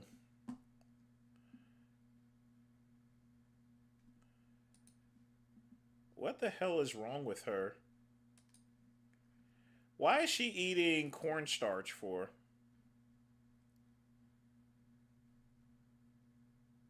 Why is she eating cornstarch?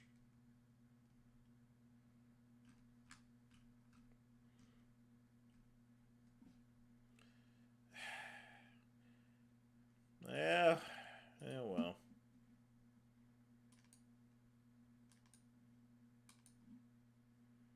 That is just wild. And I. Ew. Alright, let's see what we got next.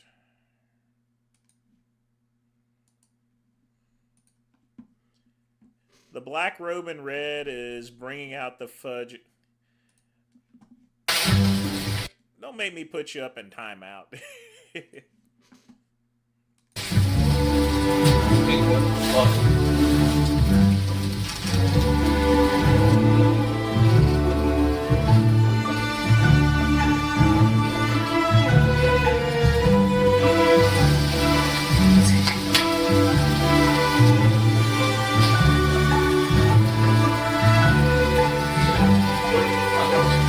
我们这种饲养的，一个是卫生环境条件，那吃的饲料，我们从来没得化学元素的东西的。我们主要为的就是玉米面、水果、蔬菜，它全身都是宝，它的粪便都能够起作用。举个例子，我们要感冒了、喉咙痛啊，或者是溃疡啊、肠炎这些很明显。Oh God! No.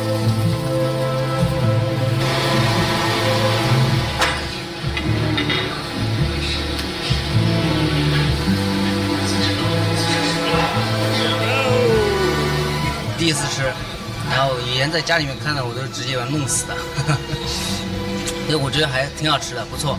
但是这个是养殖的，它不是野生的，没有细菌，因为它经过高温就能够很香、很脆的。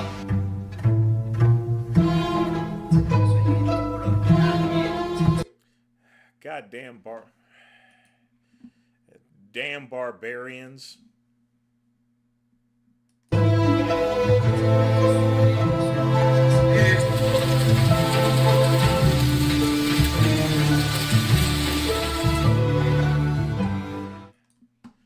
Well, to his credit, here's the thing, folks.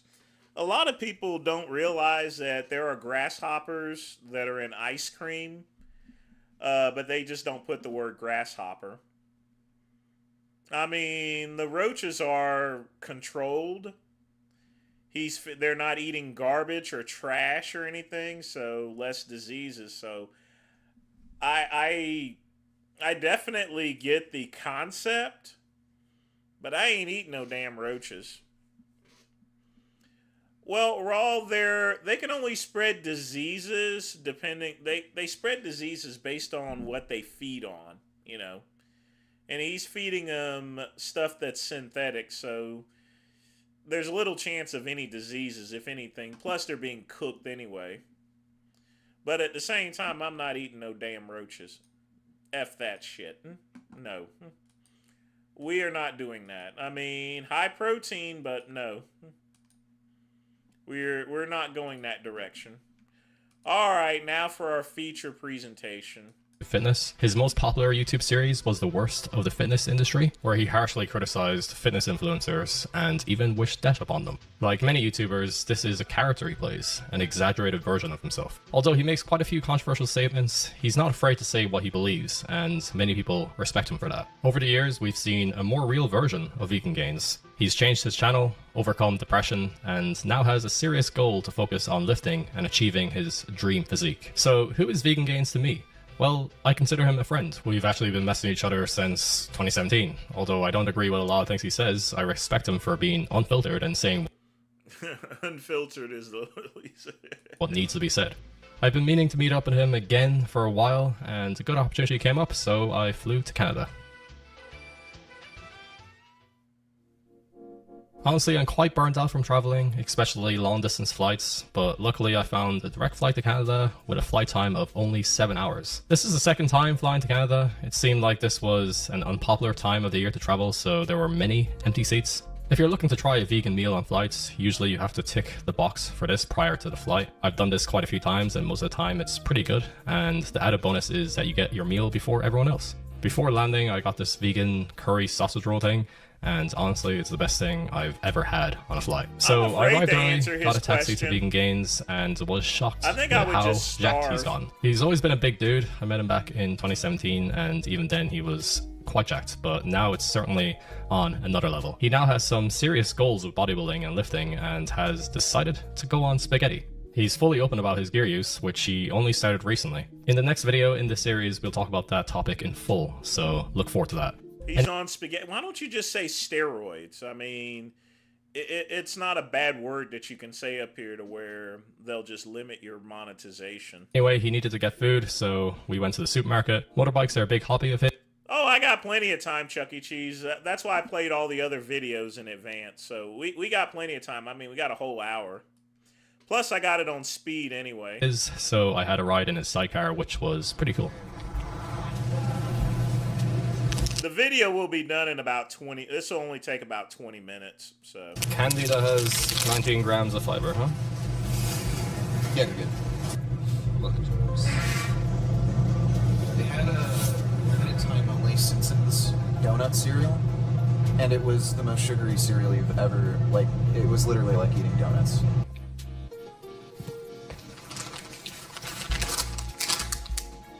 Oh. There he is. I don't want to get too close. He's a good gum. What's his name? Gummy. Gummy.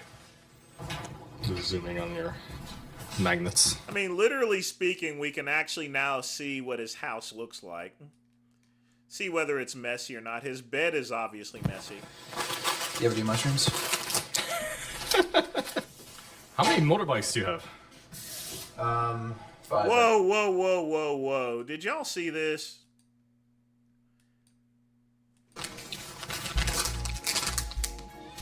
Oh. There he is.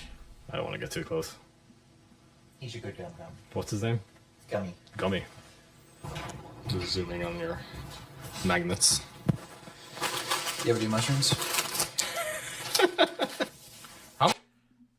I mean, is there a reason why you don't... He has way more space now, and he has no couch whatsoever. He just puts all his crap there. How many motorbikes do you have? 5, I think, right now. 5 motorbikes. So we're just here cooking tofu, broccoli. I had a chocolate protein shake. You bought loads of these gummies, and you're drinking energy drink at like 10 p.m. Sometimes energy drinks help me sleep. What? Yeah. I guess that's like an effect for some people, like caffeine makes you sleepy. Yeah, sometimes it makes me sleepy. Interesting. So you're setting out eating much these days? Not too much. I'm trying to eat more. Yeah. Yeah, I'm trying to gain weight without getting fat, though, obviously. I was on antipsychotics for a couple of years, and the antipsychotics reduced my appetite. Wow. And the effect seems to be permanent. I haven't taken them in over a year. What's your body weight at the moment? 220. 220. Yeah, I weighed in at 222. Yeah, those cats don't live 3,000 calories at 220. Yeah. Yeah. I'm doing a lot of fucking training, too. Yeah. Like 3 hours of weightlifting, Wow, yeah. 30 minutes cardio. So tofu with Korean barbecue, broccoli, Brussels sprouts, and sushi rice? Yeah. Nice, nice. Said that's the physique I'm going after. What physique? As you. Yeah, so Sick, we can sick. have you use the racing chair, I guess. I can take this using the lens so that it's not in your way. You never really put this in your videos, do you? Just this view facing your Yeah. live stream setup. It's very intricate. Looks very expensive. Looks like we're live. I'm here with Clarence Kennedy, aka Harry Squatter. Hello. Richard has a Harry Potter fetish. If you know, you know. Don't say that person's name. Don't say that person's name. Oh my god. Oh, so handsome. Blood pressure, a diabetic, or this or that, he wouldn't be able to fight me. Okay, so he has high blood pressure and he's diabetic. I know that much. To stay away from a woman's house for 4 weeks, couldn't have sex with me woman. Obvious. No, I'm sorry, I can't translate this. Sorry about this. Are you not ashamed of yourself? No, this was only no, Mickey. Don't you like hope that if you keep training and you stick to a vegan diet and you avoid alcohol, you can be in that kind of shape when you're 60? Is this what you usually do when you wake up in the morning? You go Yeah. rollerblading. Nice. Yeah. Good enough cardio. Yeah. Yeah. Yeah, I do cycling later in the day too. Oh, nice one. Yeah. First time skating since I was 12, maybe. Thanks for the skates. Yeah, no problem. Yeah, there might be like size too. So I guess his butt buddy, Ask Yourself, is in the other room. For how fun this is. So what was the fastest you've gone? 80 on these? kilometers an hour downhill. Fuck. Yeah, I GPS tracked it with my phone. I How'd thought I you- was gonna die. How'd you stop? Well, you don't. You just keep rolling. Yeah, yeah. There's like these heel brakes. I'm not used to that. It was years since I've gone rollerblading, and it was quite fun. Definitely a good way to do cardio. This day we mainly did what Richard does day to day. Quite a chill day of lifting, eating, making videos, and watching anime.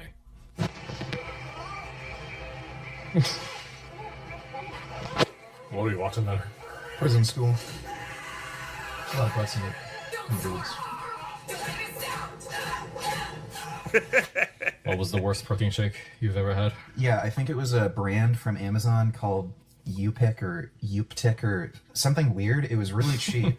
It was unflavored.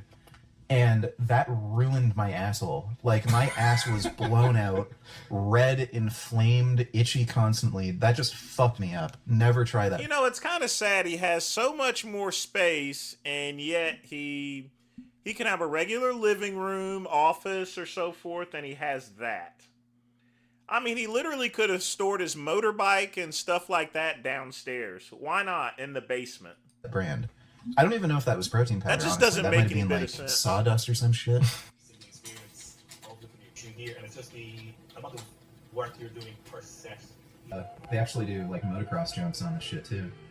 Showing me all these new sports. This is a dirt bike sidecar racing. Yeah, dirt bike sidecar. I find the funny thing is like with motorbikes, they're like a lot cheaper than cars. Yeah. You can get very cheap motorbikes that are like very powerful. But Oh yeah, especially from like late 2000s. Yeah, you can yeah. get like a leader bike that has over 200 horsepower. Yeah, yeah. With no ABS or traction control and kill yourself. Whereas like with a car, like to get like an expensive race car, like how much money would you have to spend versus a Yeah. motorbike? Yeah. Like over 100 grand. Yeah, yeah. Yeah. What's it called? I think they're called fire beetles. Are insects sentient? I think a lot of them are. Yeah. Yeah, bees definitely are. Hmm. There might be some like mites and shit. So you're against eating honey? Like it's not vegan, which is Yeah, I don't. It's one of those things where I'm not gonna like condemn somebody and say they should be put to death for eating honey. Like, yeah, if you eat meat, yeah, you can die. But honey, I'd say, yeah, as a vegan, you should definitely avoid it, not eat it. But bivalves, clams, and all that. yeah, like bivalves, I'd say you should avoid it. But again, like since I don't think they're sentient, I'm not gonna like condemn somebody to death for eating something like that. Yeah. Squirrels. Oh my god. You see that jump? Yeah. This guy does parkour. What is it? Stink bug. Let me see. That's a stink bug. Why are they called stink bugs? Because they make a stink. Really? Yeah. They make a stink. What would you describe your job as at the moment? Yeah, I transitioned from just video content creator to streamer. Yeah. So basically, react to videos, play video games, and beg for money online. So how long do you stream, like, every day? Like, you stream every day, right? Yeah, pretty much. I'd say most streams are usually between 4 to 6 hours, sometimes longer, sometimes shorter. Like, what was the reason you stopped doing, like, your old content? Like your most famous type of content was the worst of the fitness industry. Yeah. Did it just get old, or did you just get sick of it, or was it just not worth it financially? It was kind of a combination of factors, but the primary one was YouTube ended up becoming like super strict for a couple of years, where like every video would get demonetized if there was any swearing, anything controversial. I just wouldn't be able to make any money. And that's why I don't do as many regular videos as well. I've taken that stream as well. But now you guys know why I do more live streaming now than used to do videos. Because if I do anything controversial, you know, YouTube will slap me for it.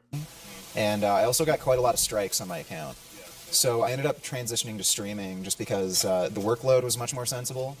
And I could also just make a more consistent income, not having to worry about my videos getting demonetized. Yeah. And your channel actually got deleted at one point, I remember that, yeah.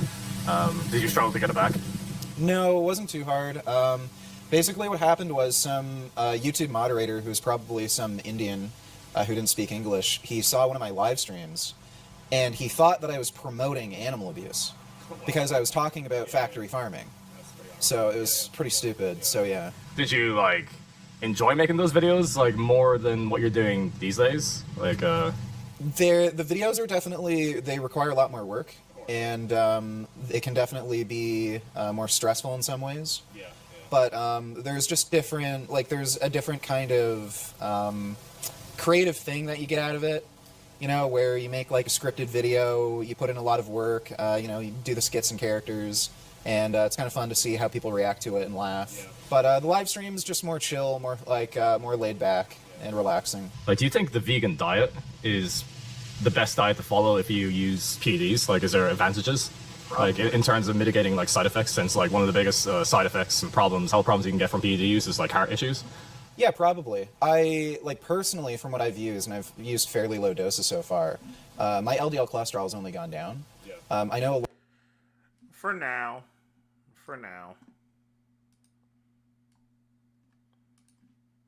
a lot of dudes complain about their lipid markers elevating. I don't know if that's so much from the actual gear, or, like, all these dudes are just eating tons of meat, right? Like, so when they add more gear in, and then they start eating more food, but that food is a lot of, like, steak and chicken and eggs, like high saturated fat cholesterol foods, that's probably gonna, like, that probably has more to do with driving their lipids up than the actual gear they're using. There's also blood pressure benefits to, you know, high fiber, high potassium diet. There may be certain things with, like, iron absorption that might prevent, like, elevated red blood cell count, especially in certain compounds like boldenone. So a cosmic skeptic went vegan, what was it, like, a few years ago, and stopped being vegan because of digestive issues. Yeah. He pooped his pants, as you were saying. What are your thoughts on that as an argument against, like, veganism? Because I feel like it's one of the strongest arguments. I mean, he's just one of many vegans who have given up, who has really found out that it's not a healthy diet. Although my cousin, you know, well, anyway. Against veganism because it's just a good way to flee away from the topic, just by claiming health issues. I guess that's the easiest way out, because you don't have to prove anything. It's just an anecdotal claim, and you can say whatever you want. And you don't really need to provide any kind of proof that you had any real health issue. Yeah, because I find it easy to debate against people on the ethical side of veganism, but when it comes to, like, these health issues, there's always, like, new ones popping out. Like, first it started with, like, the whole, you know, oh, how'd you get your protein? Oh, how'd you get your B12? But it's getting more sophisticated now these days. Well, not sophisticated. They're just being more and more vague. So you can just say, I didn't feel good. And then you can, like, probe deeper and deeper. Oh yeah, I didn't have any energy, or I got depressed. Like, just very general, unspecific symptoms, and then they can just easily claim, oh well, as soon as I started eating meat, everything got better. And what's your thoughts on, like, cholesterol denial? It's basically like arguing with a flat earther. at this point, there's no arguing. Not only are there just meta-analyses of randomized trials, but there's also Mendelian randomization studies that have put the nail in the coffin. So cholesterol absolutely is causally linked to heart disease. The higher your serum cholesterol, or specifically ApoB, higher risk of heart disease. Simple as that. Like, what advice would you give to someone who's actually struggling with digestive issues while following a vegan diet? It seems to be more common with newer vegans. Just try to isolate certain foods. So maybe just have the bulk of your diet be something that you know is easy on your stomach. So like white rice or potatoes. Yeah. And just pay some special attention to like see if you have some trigger foods. So it could be like a certain type of fruit, or it could be a type of vegetable, like maybe Brussels sprouts don't agree with you, so like try broccoli instead. But honestly, I think a lot of these digestive issues that people talk about, I think in large part it's just hypochondriacs. It's food. Like there's nothing special about vegan food. People already are, chances are, eating those foods. It's just that they're eating maybe some of these foods more often. So, like, yeah, everyone eats rice or potatoes or some fruits here and there, you know, the normal stuff. So I'm very skeptical when people say they have digestive issues, because they're probably already eating those foods. And what would you say is like the strongest argument like for veganism? If you were like to talk to like someone who had no knowledge about veganism, how would you describe veganism and encourage them to go vegan? Yeah, it's just the idea that there's no morally substantive difference between humans and animals. So we should grant animals rights in the same way we grant humans rights. So, you know, it's just the name the trait argument. Name the trait that's lacking in animals that if lacking in a human would justify killing a human. And most people have trouble answering that question, or again, they bite the bullet and say it's okay to kill mentally disabled people. Do you feel like, I kind of get this quite a bit, but do you feel kind of like insecure about being like jacked and big? Like people just like staring at you? Because sometimes I feel uncomfortable just going out in public, just like wearing, you know, like a t-shirt, like where my arms are visible. And like when I wear shorts, like my like quads and calves. And, I like it. Yeah. Like, I was at the pharmacy dropping off my needles with a sharp box, and the lady at the counter was like, "Oh, you're looking like really big all of a sudden." I'm like, "Yeah," and every time like I have to get my blood drawn or something, they're like, "Whoa, your arms are big." I like that. Yeah. I've worn a tank top outside a few times. Yeah. And then people are like, "Holy shit, do you like bodybuild and stuff?" Yeah. So I kind of like that attention. A lot of times I kind of just want to like blend in with the crowd and everything. So yeah. People usually stare at me the most when I'm rollerblading. I think it's weird seeing like a big dude just rollerblading down the street. But I kind of like the attention. I noticed these like, or well, a question. Rich Piana dropped dead. Well, he didn't exactly drop dead, but he collapsed due to snorting pre-workout. About these like mass monsters, you know, these guys weighing like over 300 pounds, you know, doing strongman and everything. Like, can you follow like a vegan diet and be like a high-level strongman, high-level like super heavyweight weightlifter, powerlifter? Yeah, I'm sure you can. This guy's eating fucking 2 cheesecakes. You just need to find like a vegan cheesecake. Yeah, but like you just have to eat like this junk food. Really. Yeah. Well, and, like you couldn't follow like a whole foods plant-based diet and do these like a high-level strongman. That's my opinion. Like you can't have that much fiber. Yeah, you just have to have some junk food. Even the normal strongman, like this guy's eating 2 fucking cheesecakes a day. Like you just have to eat the vegan version. So you can do it. Yeah. Like Patrick, you know, he was fucking strong. Yeah, he was strong enough for Brian Shaw to be afraid of working out with him. So yeah. So you debated a lot of people on veganism, and Mike Rizzo was someone who you debated. I actually made a video about afterwards. What's your take on that? Yeah, basically it was a 2-hour debate getting him to admit that he's fine with killing mentally disabled people. And then when he finally made a video about whether or not you should go vegan, he ignored that whole point. I'd have to say it was actually one of the more interesting debates. Like he was definitely.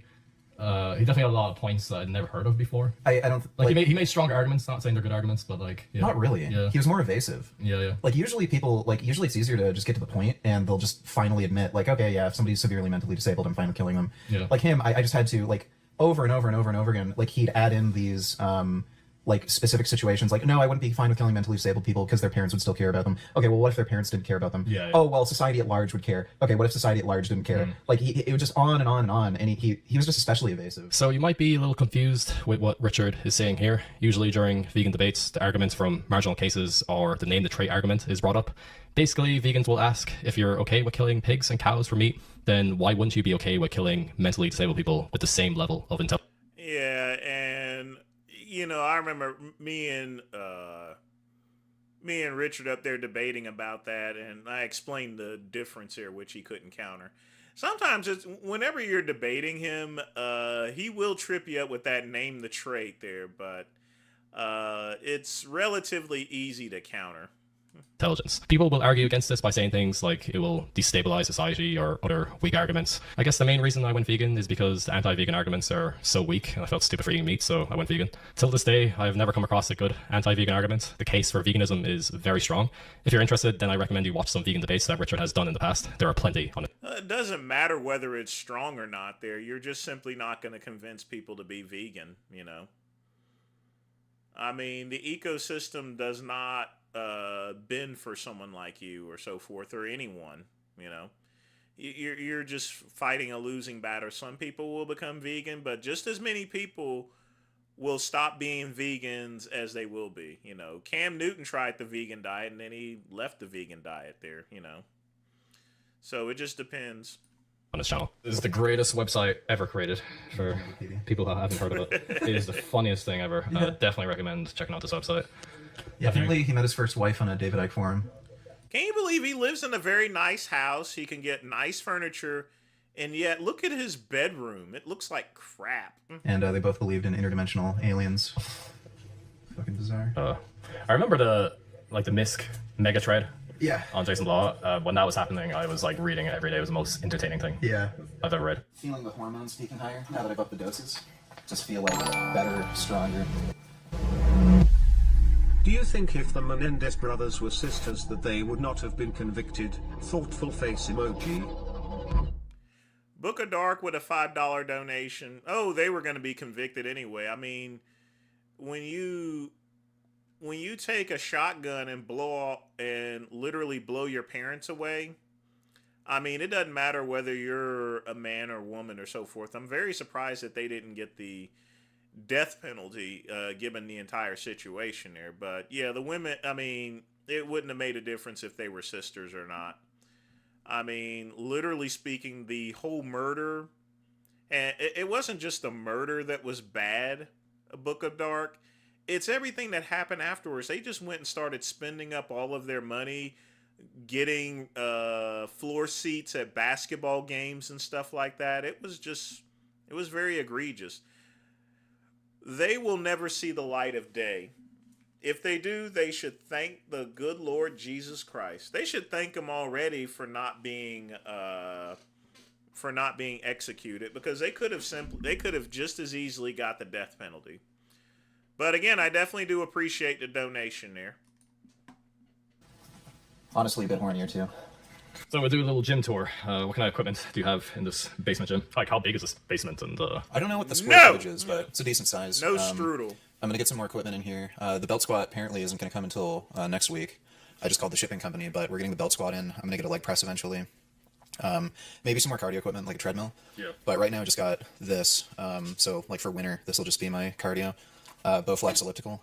I got this for really cheap, like $200. I actually find that I do like more cardio in the winter just to warm up. It's like free heating. You don't have to pay the heating bill. Yeah. Just go on a stationary bike for 20 minutes, and that keeps me warm for like a few hours. Yeah, this one's actually really hard. But yeah, it's kind of a mix between an elliptical and a stair climber. Yeah.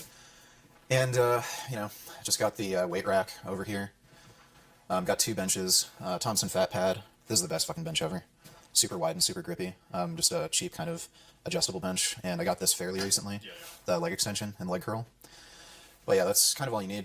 Just mostly free weights. I've always preferred free weights, so I'm not a big machine kind of guy. Yeah, I'm kind of a budget guy. I like budget equipment. Like if you saw my home gym, it's literally just like cheap racks and weights and a good bar. Yeah, that's all you really need to get strong. Yeah, if you're bodybuilding, I suppose like it's nice having like some more equipment like dumbbells and machines and all that. But like weightlifting, powerlifting, and yeah, just basic bodybuilding work, you really don't need to spend that much money, right? Yeah. Like how much money did you spend on all this equipment? Yeah, so far probably like $4,000. Yeah, I mean after a few years. Basically as much as a gym membership. Yeah. And you don't have to deal with fucking annoying ass people just wasting your time. Not a fan of public gyms? No. A lot of annoying people who just want to talk to you, waste your time. You have to wait for machines. It's closed on certain days, like holidays, and you have to travel and shit. Ugh. So the reason why you can't do like full depth squats is because my knee won't bend. You almost lost your leg when you were younger. Yeah, Can you tell the story behind that? Yeah, I had surgery to correct a patellar dislocation. And then after the surgery, I got an E. coli infection, and it was an antibiotic-resistant strain, so it almost got amputated. And after that infection, just haven't been able to bend my knee. Well, yeah. So yeah, that's basically the lowest I can go. Yeah. And that's the reason why you're getting like the belt squat and trying to find like an alternative exercise to squats, I guess. Yeah. I don't know how much this weight is, but in kilos this would be 120, so it's a bit more in pounds, right? Yeah, it's 275.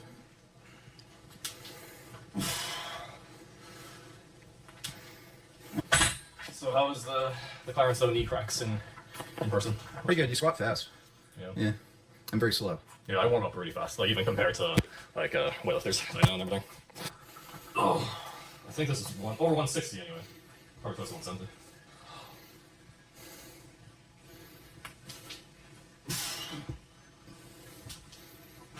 This bar is nice actually. It's not like a very stiff barbell. It's kind of like a weightlifting bar. Kind of like a CrossFit bar actually. Yeah, it's not too bad of a squat there actually. Like you can really budget on bars these days. Yeah. Okay. Yeah, I think I spent like 160 on this.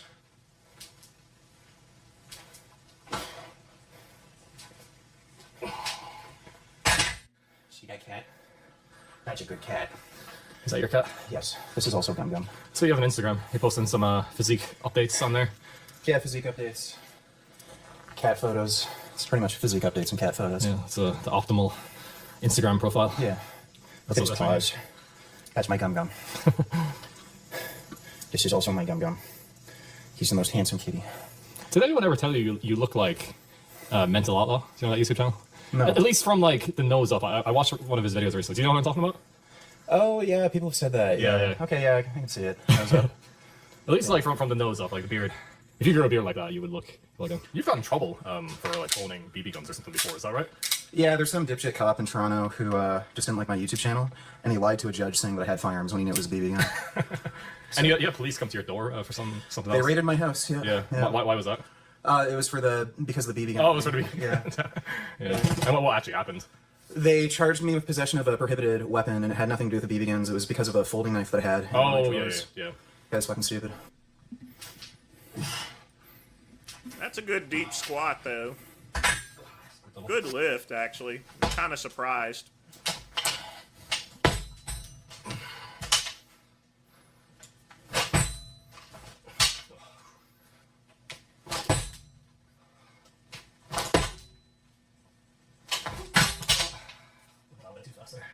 So this is an Asian beetle, not a ladybug. Yeah, So invasive you can tell them, species? yeah, they're invasive, and they're orange, not red, and they have smaller spots than a ladybug. Yeah. Yeah, so they're not good because they're invasive, but I let them just wander around the basement if I see them. Yeah. Yeah. Shit, it's not bad. That is pretty damn good. That is easy. Yeah. You never tried like moving your stance out like that, did you? The second you did that, yeah. But my groin was so fucked up. Yeah. No, it looks really good. Nice. So I don't think I can teach you jerks today because of this. It's like playing Tetris or something. Yeah.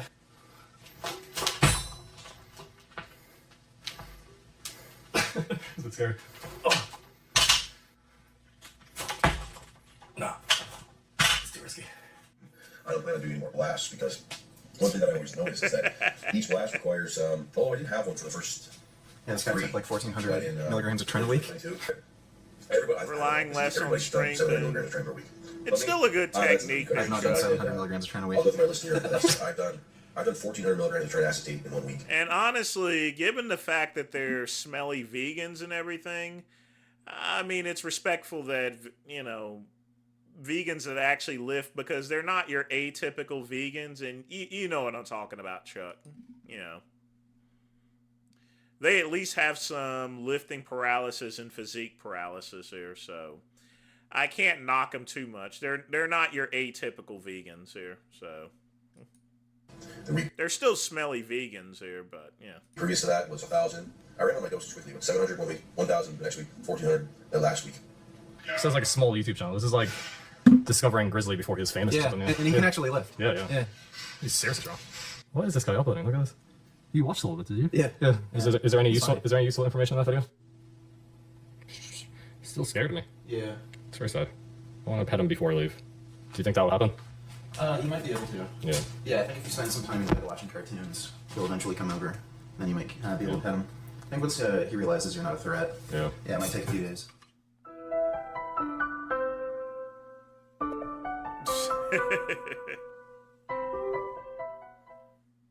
Yeah, I was taking just 30 milligrams test sip and 4 IUs human growth hormone a day.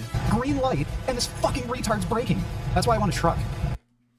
Yeah, a like I said, that didn't take too long or so forth. I know there's probably going to be a part 2 pretty soon, but in any event, let's see what else we got here. Did you send me something there, Ryan? Yeah. Let's get some music playing in the meantime.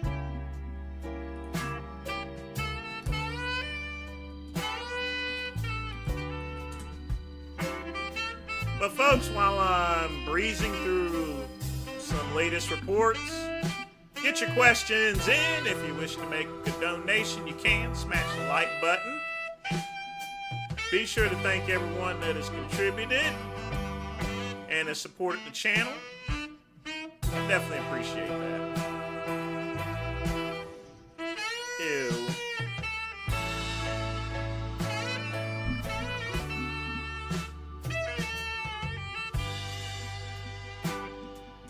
Now, folks, for Thanksgiving, you know I'm always going to head over Mama's place. But she wants to try out that chicken that I had at that gas station, so I'm going to drop by. I'm going to get me like an 8 or 16 piece of chicken. For Thanksgiving, we're going to sit back. I'm going to watch a little Kojak and some Westerns. She going to fix collard greens and some mashed potatoes and stuff like that. We gonna be good like Hollywood, man. I'm telling you, Thanksgiving gonna be lit like a motherfucker.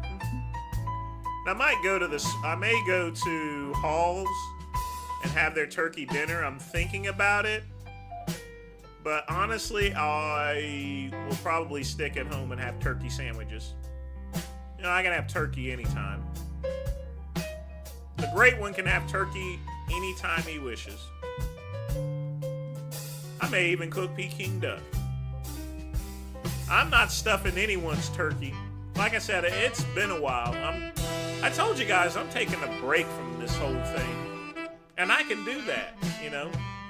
It is not necessary for me to go out and pound cheeks. I know I can get cheap, alright? I just took 3, I use a GH, but I haven't for a while. I don't have that being. Chuck E. Cheese, I am really, like I said before, I have my, here's the thing.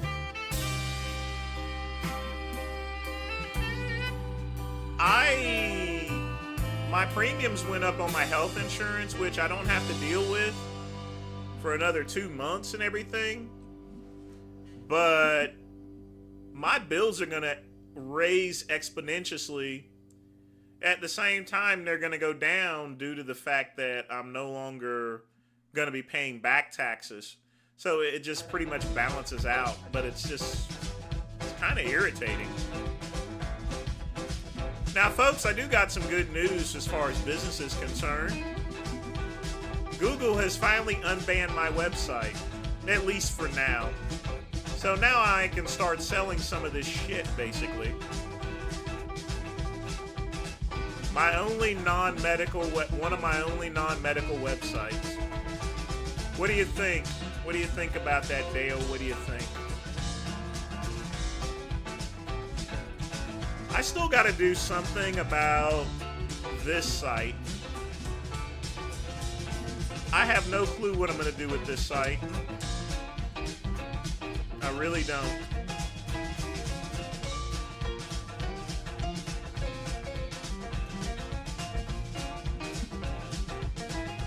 I mean, I'm no longer uploading games to this because it's already got enough games already to begin with.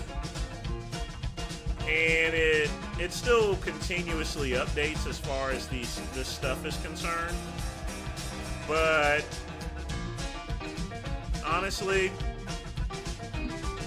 how much revenue has this site brought in anyway?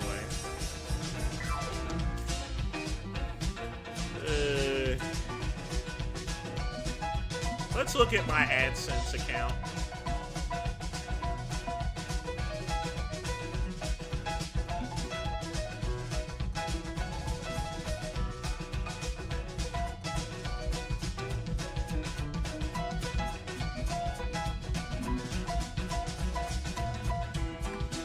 So today it's generated 6 cents in the last couple of days.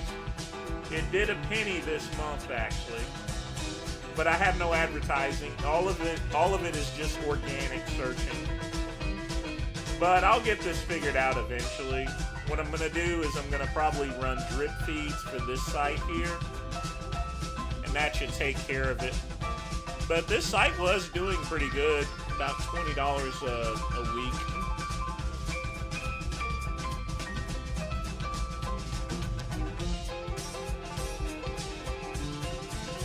So I'm not really complaining at all.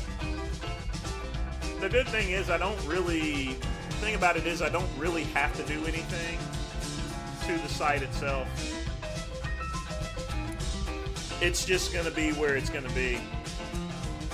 And it's all Google AdSense, and most of the advertising I can run overseas. I mean, the key is the bookmark, basically. The key is making sure that there's an alert to put a bookmark. That way they can come back to the game, and that's it.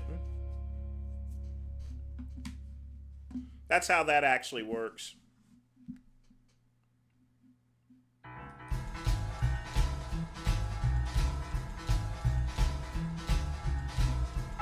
But I'm going to be doing a lot of... What's the best way to describe it? I'm going to do a lot of... I've been doing a lot of pretty much redoing sites there for the most part, and just getting things tuned up.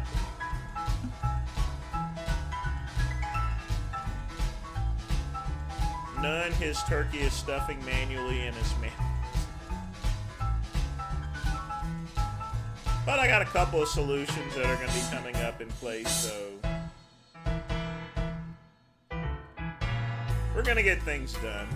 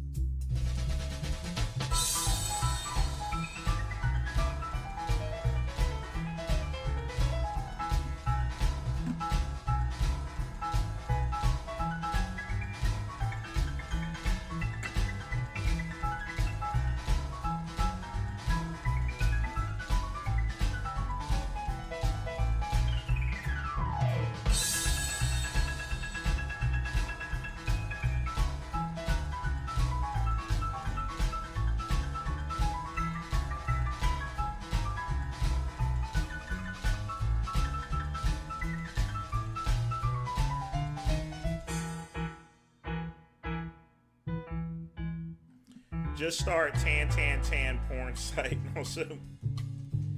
No, there's a couple of things that I can do. I mean, I have my big, beautiful server, so... I mean, the sky's the limit, basically. So, I'm gonna be honest with you, I'm not really too concerned about the way things are. I really am not.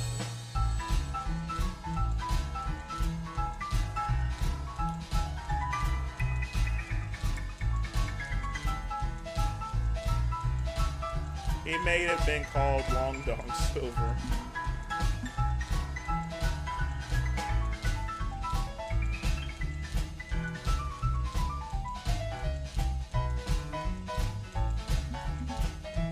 Oh boy. Do I want to play another video? I'm not sure.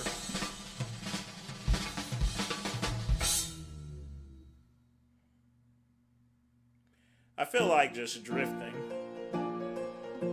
I mean, I got a couple of things I got to do tonight, but not really. It's Tuesday. You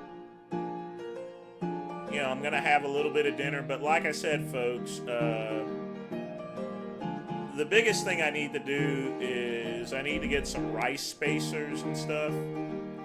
Like I said, when it comes to cutting back, we are going to be cutting and strutting. Ain't gonna be no more Ric Flair, and it's gonna be Dusty Rhodes.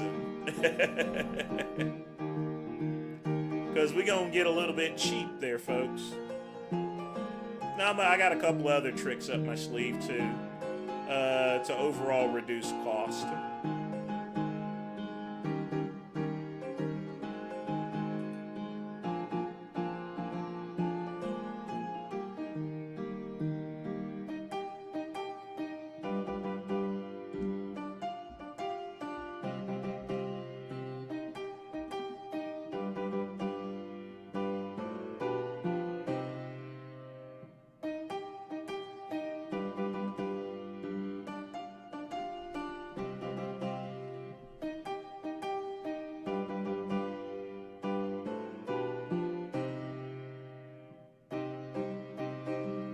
You could be the tan.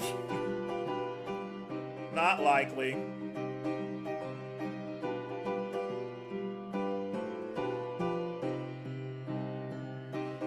First off, you have to have tans that would want to be picked up, Chuck E. Cheese. And number two, most of them are doing drag shows and they're literally going broke. Let me tell you how dumb some of these drag queens are.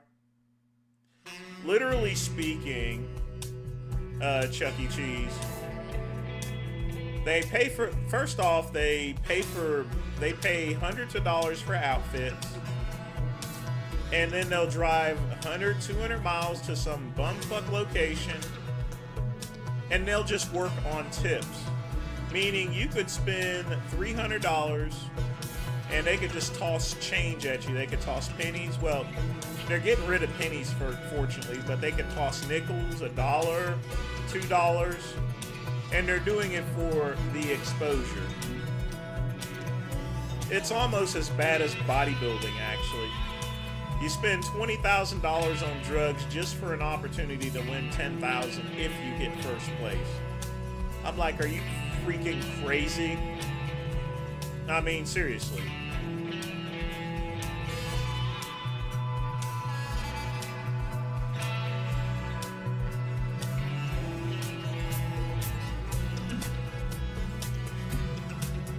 I mean, it's literally reefer madness there.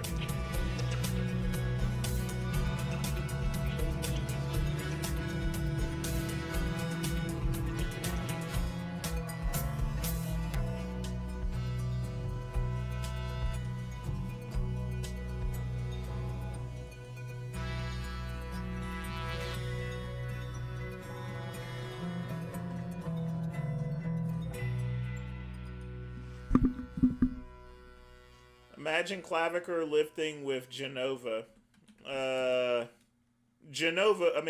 Clavicle would get killed. I mean, you gotta remember, Genova is still a pretty strong, Genova was still a strong lifter. He wasn't very smart, but he was still pretty strong there. He would literally break Clavicle in half. That I can definitely tell you.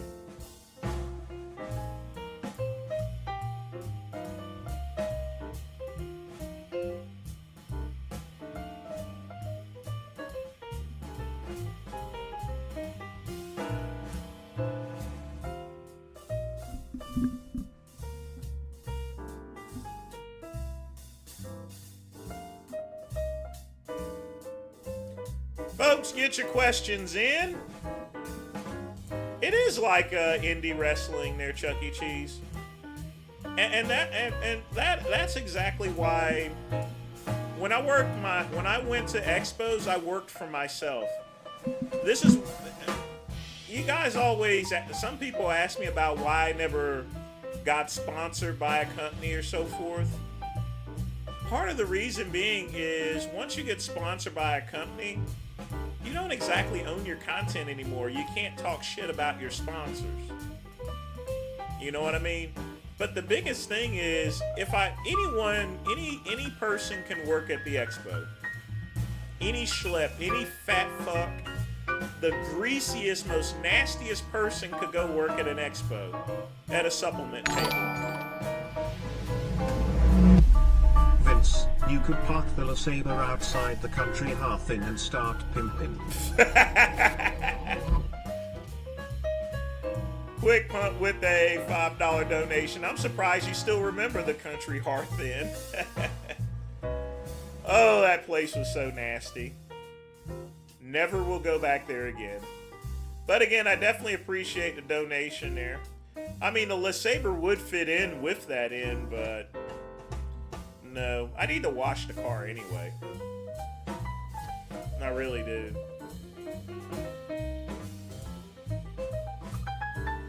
But yeah, like I said, folks, any fat, greasy, anything with a pulse and can breathe and can somewhat talk English or Spanish or whatever, anyone can work at an expo.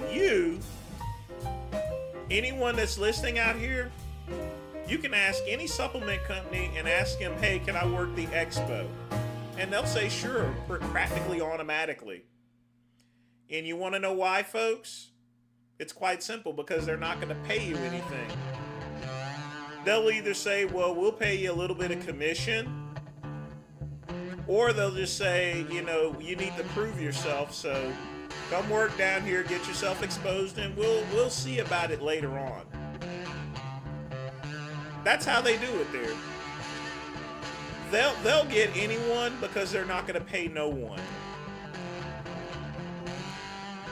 So folks, why am I going to go and spend my hard-earned money for traveling, for a hotel? They don't pay for nothing there, folks.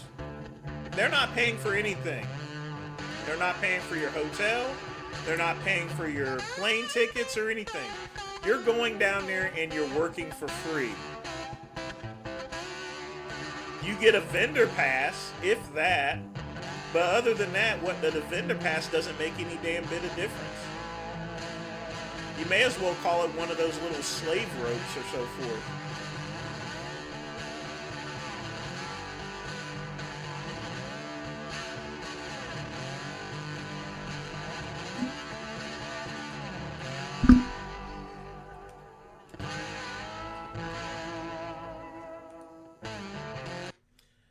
I mean, I'm sorry. I think overall, that's one. I've made a lot of bad decisions in life there, as with anyone. And there are some things that I would love to do over again. But the one thing, and I do mean the one thing that I would never do over, is decide to work at an expo for free. That is stupid. And you know what? Even in the year 2025, people are still doing that. Working at the expo booth for free. Why?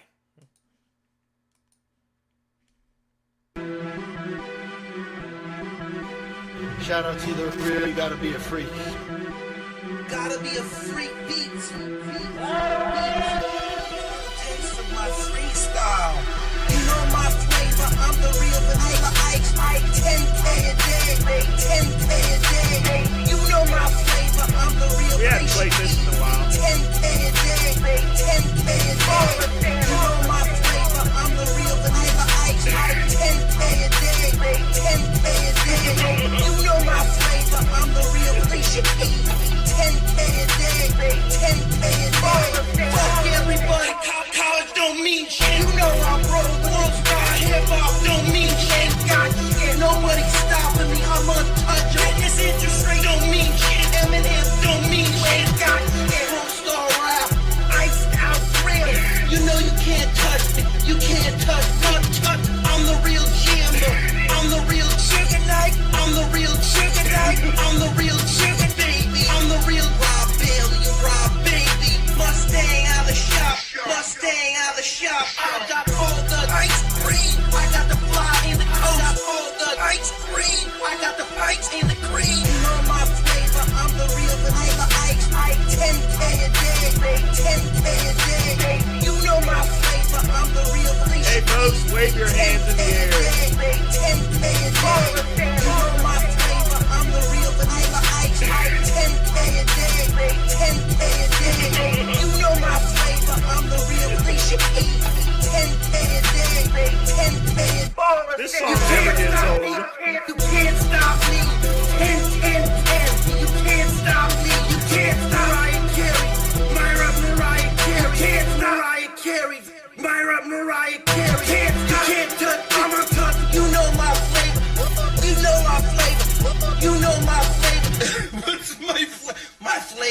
motherfucking ice cream, bitch. Fuck disabilities, fuck ice cream. I'm the man, you can really can't do it. I'm the man, East Coast, West Coast, from Los Angeles. I'm the man, Taylor Swift don't got shit on me. Shit on me, Lil Wayne don't got shit on me. Shit on me. You know my flavor, I'm the real vanilla ice. 10K a day, 10K a day. You know my flavor, I'm the real Alicia Keys. 10K a day, 10K a day. I'm the real vanilla ice. 10K a day, 10K a day. Real trap shit. I'm the real Alicia Keys.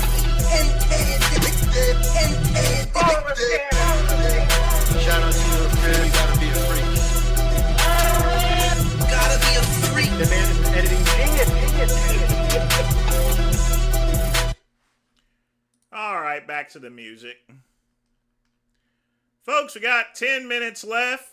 Get your questions in, or 12 minutes.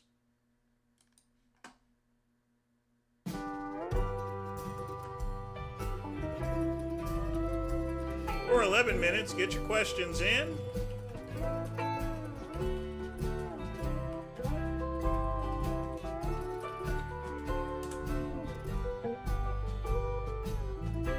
Ooh, boy. You know, it's... I wonder if my cousin's streaming there. I want to yell at him for having such a messed up place. You have a nice apartment, and you're gonna have that.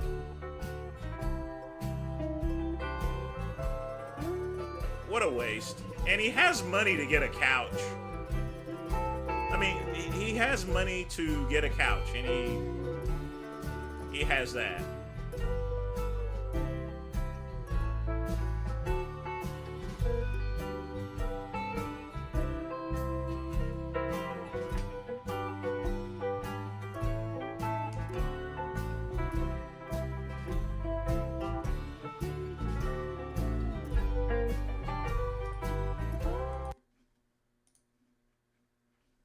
What is this? Oh, and then also one more too. You can pick one compound, one peptide for a hormone, SARM, whatever you want to pick. What would you say is number one king? Anything? Any compound, but only one. Testosterone. This generation is so soft, and especially with social media and everything we have in our lives, everyone has been dumbed down and become so soft and sensitive. I think we need more men in the world. I think even a low dose of testosterone would help fix that. Test is best. Oh, and then also... Testosterone is not the problem with men. It's just the evolution of things. Here's the thing, folks. Everyone's on cell phones. Everyone can get their food delivered to them these days. They don't have to lift a finger. Everyone can stay at home and work. There's no reason to be a man at this point in time. You ain't got to chop wood in order to keep warm or everything like that. So it's just that life has gotten a lot more comfortable. That's it. It doesn't matter how much testosterone you give people. Technology has killed somewhat manhood.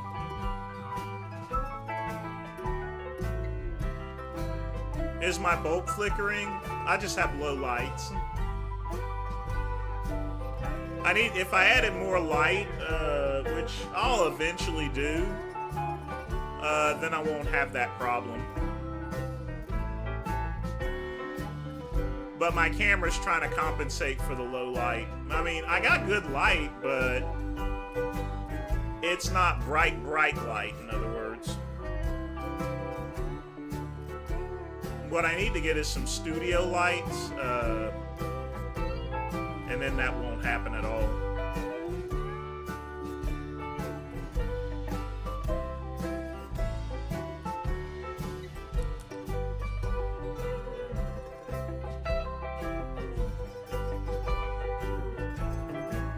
Look at Richard. Richard has money and I don't. He has all that donation money to do whatever he wants. You saw his setup. His setup and his computer's way better than mine.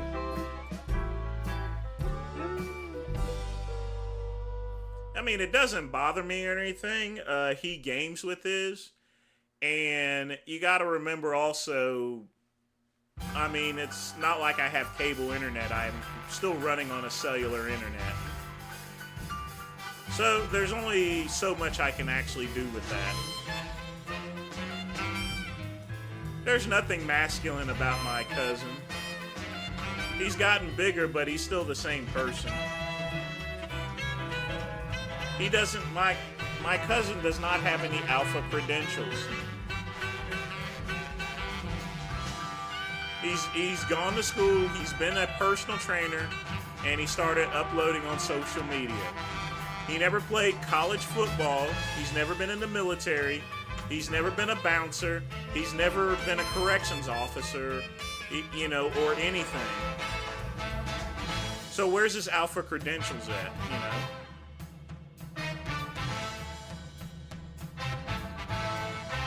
So I don't see your point as far as look at him for masculinity. What has he done that quantifies him as being alpha? I mean, he fucking rollerblades. I mean,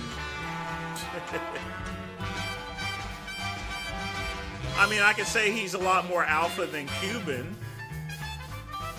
but that's not really saying much. You know, I hate to say this, but he has no alpha credentials.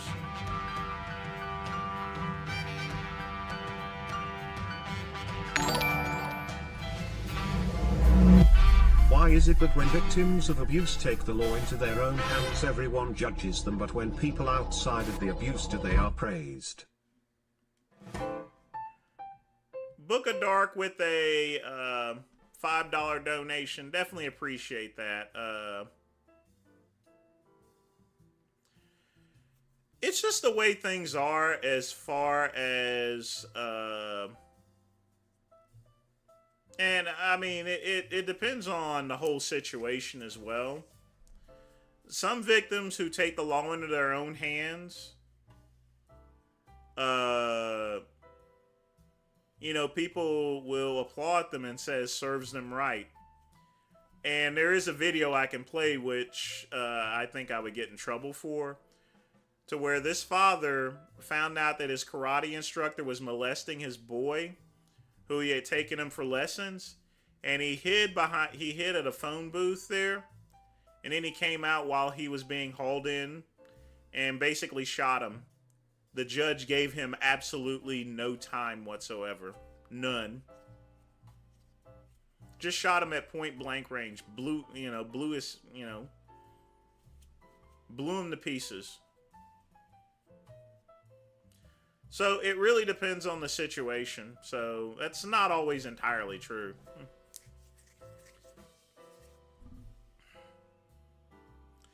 When you got to just put everything all together and then see what the outcome is here.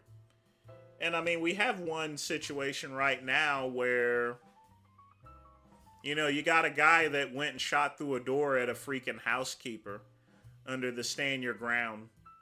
He obviously took the law into his own hands. The problem is the housekeeper wasn't breaking the law. The only thing she did was knock on the wrong freaking door.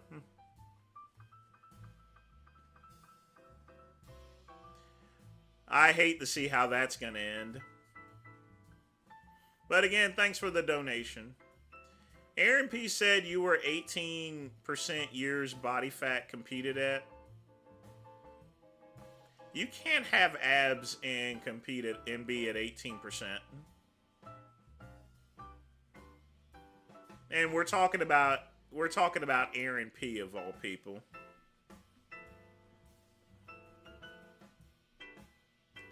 Not exactly a great source of bodybuilding and fitness.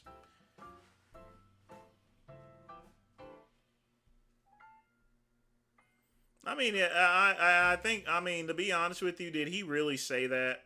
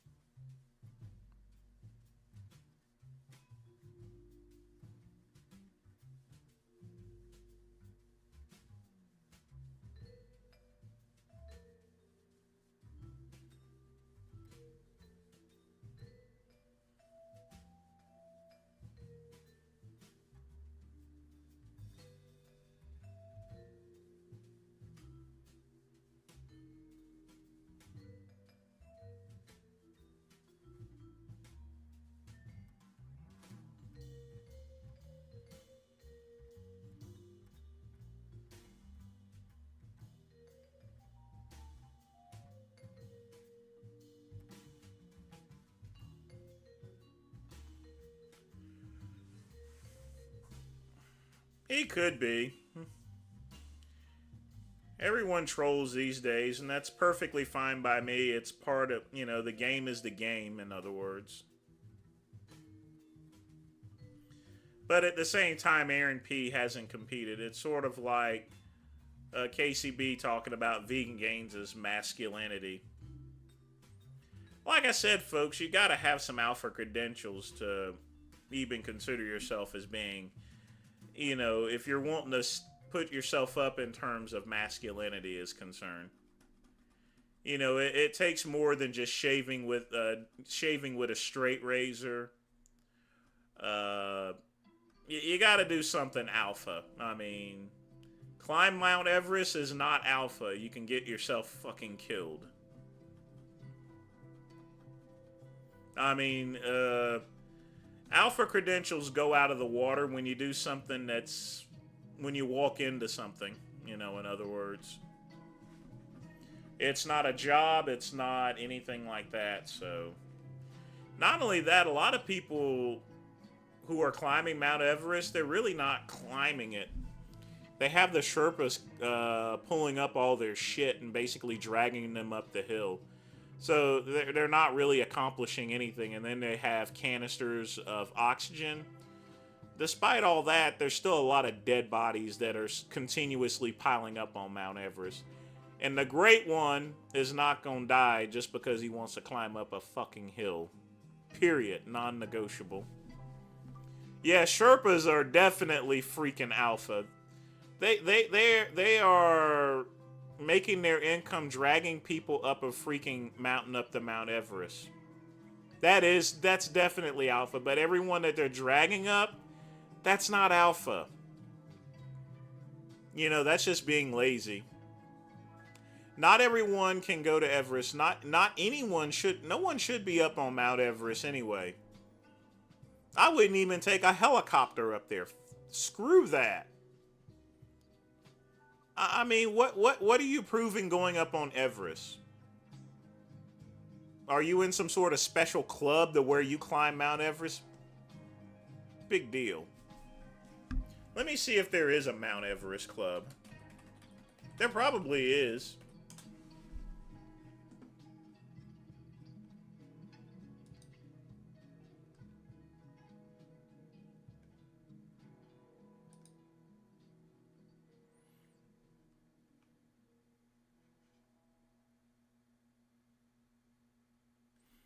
Yeah, there is. There's a bunch of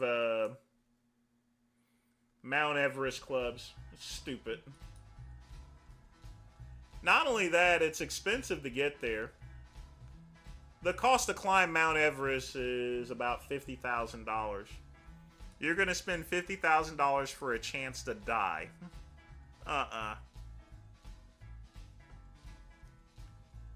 Well, no, a group of spooks decided to climb because they wanted to prove black people can get up to the top of the mountain just as well.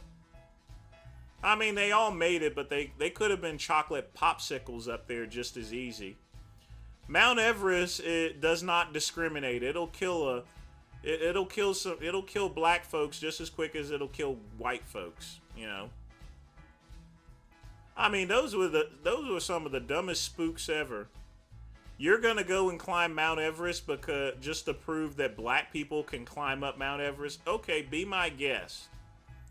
Be my freaking guest. That is the most stupidest reason ever. I mean, that's the problem with liberals these days. They're always quoting the first black person that did this, the first black woman to do this and that. Get over it, okay? Get over it. We don't need these types of announcements anymore. It just makes us more separated from white folks here. Everyone should come together. There should not be, hey, I was the first black person, or who cares? Maybe that was good maybe 60 or 70 years ago. But all of this integration stuff there and announcing immigration, it's just a waste of freaking time. Darby Allin is a nut there, Chuck E. Cheese. He is a freaking nut. I don't know what's wrong with that guy. I hope they're paying him a lot in AEW to do all those stunts. I mean, I really hope so. But folks, that is the end of another great show of Earl Grey Tuesday. Want to thank the Book of Dark. Want to thank Matty Ice. Want to thank Quick Pump for donating. I want to thank you guys all for joining me. Be sure to tune in for a happy hour on Thursday. And I'm out of here. And as always, peace and soul.